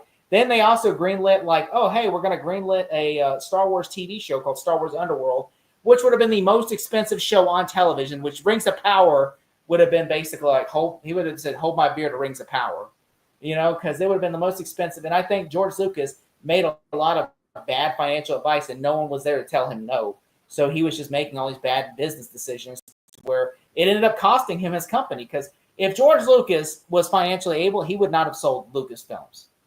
He would have kept it. Agreed. But he made so many bad business decisions to where he had no choice. And the merchandise was slowing down because there hadn't been another movie out. And so it's like nobody gave a fuck about Star Wars. They're like, look, it's like the fans, and there wasn't new fans growing. So it's like, and it wasn't until Bob Iger, when he was looking to finance 7, 8, 9, looking for backers, because what Paramount actually bid, do you know that Paramount actually bid? Like, saying that they would love to make the movies. Paramount bid, and I think Fox was interested. But then, like, Bob Iger was like, don't let them bid on it yet. He said, just he said, sell Lucas your company to me, and we will make the movie. And he said, I'll give you $4 billion. That's more than what Paramount would give you. And so George Lucas did that. And you know what? The stupidest thing ever he did? What? He gave that money to charity. I'm like, we don't respect him. I mean, I gotta respect that. I can't argue against it. I respect the hustle there, but I'm like, dude, you literally, like, he really doesn't need $4 billion. I mean, he got paid. He got paid $4 billion for the company. Plus, he's still getting paid every time they make it. So it's still in his contract. So he's still going to make money regardless of Star Wars, even today, because he don't get the merchandising rights anymore because that was in the contract where it's like, no, we're going to send you a check every month for this IP, but you're no longer you're no longer getting the merchandising rights anymore. Which Disney, I will say, I think Disney did do a better job at marketing Star Wars than George Lucas did. Because, I mean, did y'all even see? I mean, look, when we were kids, did y'all see? After the movies had come out from like 2008 to 2012, did you see a lot of Star Wars merchandise out there? That's like I didn't see a lot of it. Like I saw, that's what I remember. I Googled one time around 2011. I Googled some Star Wars figures, and it was from like 3 years ago. And I'm like, they don't have any modern Boba Fett's or anything like that. Like Collins, lose the George Lucas lower third. I want everyone to see my lower third. See if it all like shows up. That's my thoughts on what you just said. I mean, like, look at 2011, there was no Star Wars at all. Besides, Clone Wars was gone by that point because they had canceled it. And so it's like there's nothing on Star Wars. There was no Star Wars. And George Lucas tried to get a Star Wars television show going, and nothing Star Wars happened. Rebels. That was after that was until Disney. Disney was the one that greenlit that show. They did not have Star Wars. Disney is the one that greenlit the show, and Dave Filoni had control of that show more than George. Because George Lucas worked on Clone Wars, then he was not working on Rebels. Yeah, Simon Kinberg was the one that worked on Rebels. Yeah, Simon Kinberg and Dave Filoni, they were working on that show together. But I think honestly, and this is my closing thoughts, and we'll do part 2 next week, which is called, which will be discussed, the State of Star Wars Part 2. But we should call it the State of Star Wars Disney Strikes Back. Disney do that. I'm not joking. Do that, bro. That would be selling. That would be a good selling point and fun and very ironic. But I will say, I just think honestly though, my issue though with George, I love George Lucas as a creator. and I had a friend of mine one time. We all can agree. George Lucas is a great creator. We will always, even though we have a little bit of a love-hate relationship, we had our ups and downs throughout the years through the prequels, but I still thought the good far outweighed the bad. We could still look back on some of the good memories he did with those movies. I will say one thing that made me, he made some bad decisions in the 80s and 90s, but where this almost happened to him. He almost was not able to fund the prequels. Because remember what happened was he made Howard the Duck and Willow and all these other flops. And so he wasn't able to make, because he was building Skywalker Ranch at the time. And he was funding, he was funding all these movies, and all these movies were flopping. Like Young Indiana Jones was a flop. And, then of course you had the shows then you had Willow, and you had all these other stuff that was flopping. And but here's the thing: in the early '80s, like him and Steven Spielberg wanted to do something, make a movie that's something similar to James Bond, and they did Indiana Jones. Yeah. And you know what that name is after? George Lucas named that character after his own dog, whose name is Indiana. And when you saw at the end of The Last Crusade, they did that whole acknowledge that Indy's dog, Henry Jones Jr., named Indiana after his own dog, which I thought that was a great little bit of a meta thing going on in that third movie. I think honestly, I do want to say one thing. Shout out to Steve Jobs, who's no longer with us, because if we would not have got the prequels, we would have done a micro. Because if Steve Jobs is the one that bought George Lucas's animation division from him, because George Lucas was about to go in debt and probably going to have no choice but to give the studios the prequels, to fund the prequels. And so he's going to have to make a bad deal with them, because I'm sure the studio is going to be like, okay, we want it to be like a 70-40 type deal or 70-30 deal. But instead, George Lucas, Steve Jobs said, I'll tell you what, George, I will buy your animation division from you for 4 times what you're asking. And that became Pixar, which I'm sure George Lucas is not really happy now, because he's like, I could have made money twice. I could have made money on Pixar and on Star Wars, but Steve Jobs bought that. And of course, and then George Lucas was able to make the prequels the way he wanted, because, I know for a fact, if Fox was making them, they would have said, oh no, we don't want Jar Jar. Oh, you got to cut this, or, oh, you got to make this cut. Yeah. We don't like this. We don't want this, and I'm sure George Lucas would have been in hell, because he would not want to make Attack of the Clone. But the fact is, Fox had no say so. He was able to do whatever he wants, and Fox only distributed it nationwide. Yeah, So, because he was running his own company. He ran his own company for Lucasfilm, and if it weren't for Steven Spielberg's Jurassic Park, like pushing the CG technology of the dinosaurs, he would not have moved forward with this prequel movie. He would not have made the Phantom Menace. That movie was the reason why he wanted to go back and do the prequel trilogy. Spielberg was on because the technology list. he didn't have were not there yet to tell his vision. Yeah, because Spielberg was working on Schindler's List because Jurassic Park went over schedule, and after he finished it, he flew from this set to Schindler's List, and then George Lucas oversaw post-production on this movie, on Jurassic Park. To which I'm excited. Thanks Schindler's List. You made Star Wars prequels come to life. So if anyone ever says what good things did Schindler's List accomplish, it gave us the Star Wars prequels. Well, actually, Jurassic Park was the one that gave us the prequels. Well, I'm saying that he had to make Schindler's List because, he was doing Jurassic Park. Yeah. So basically, But I will say, final thoughts.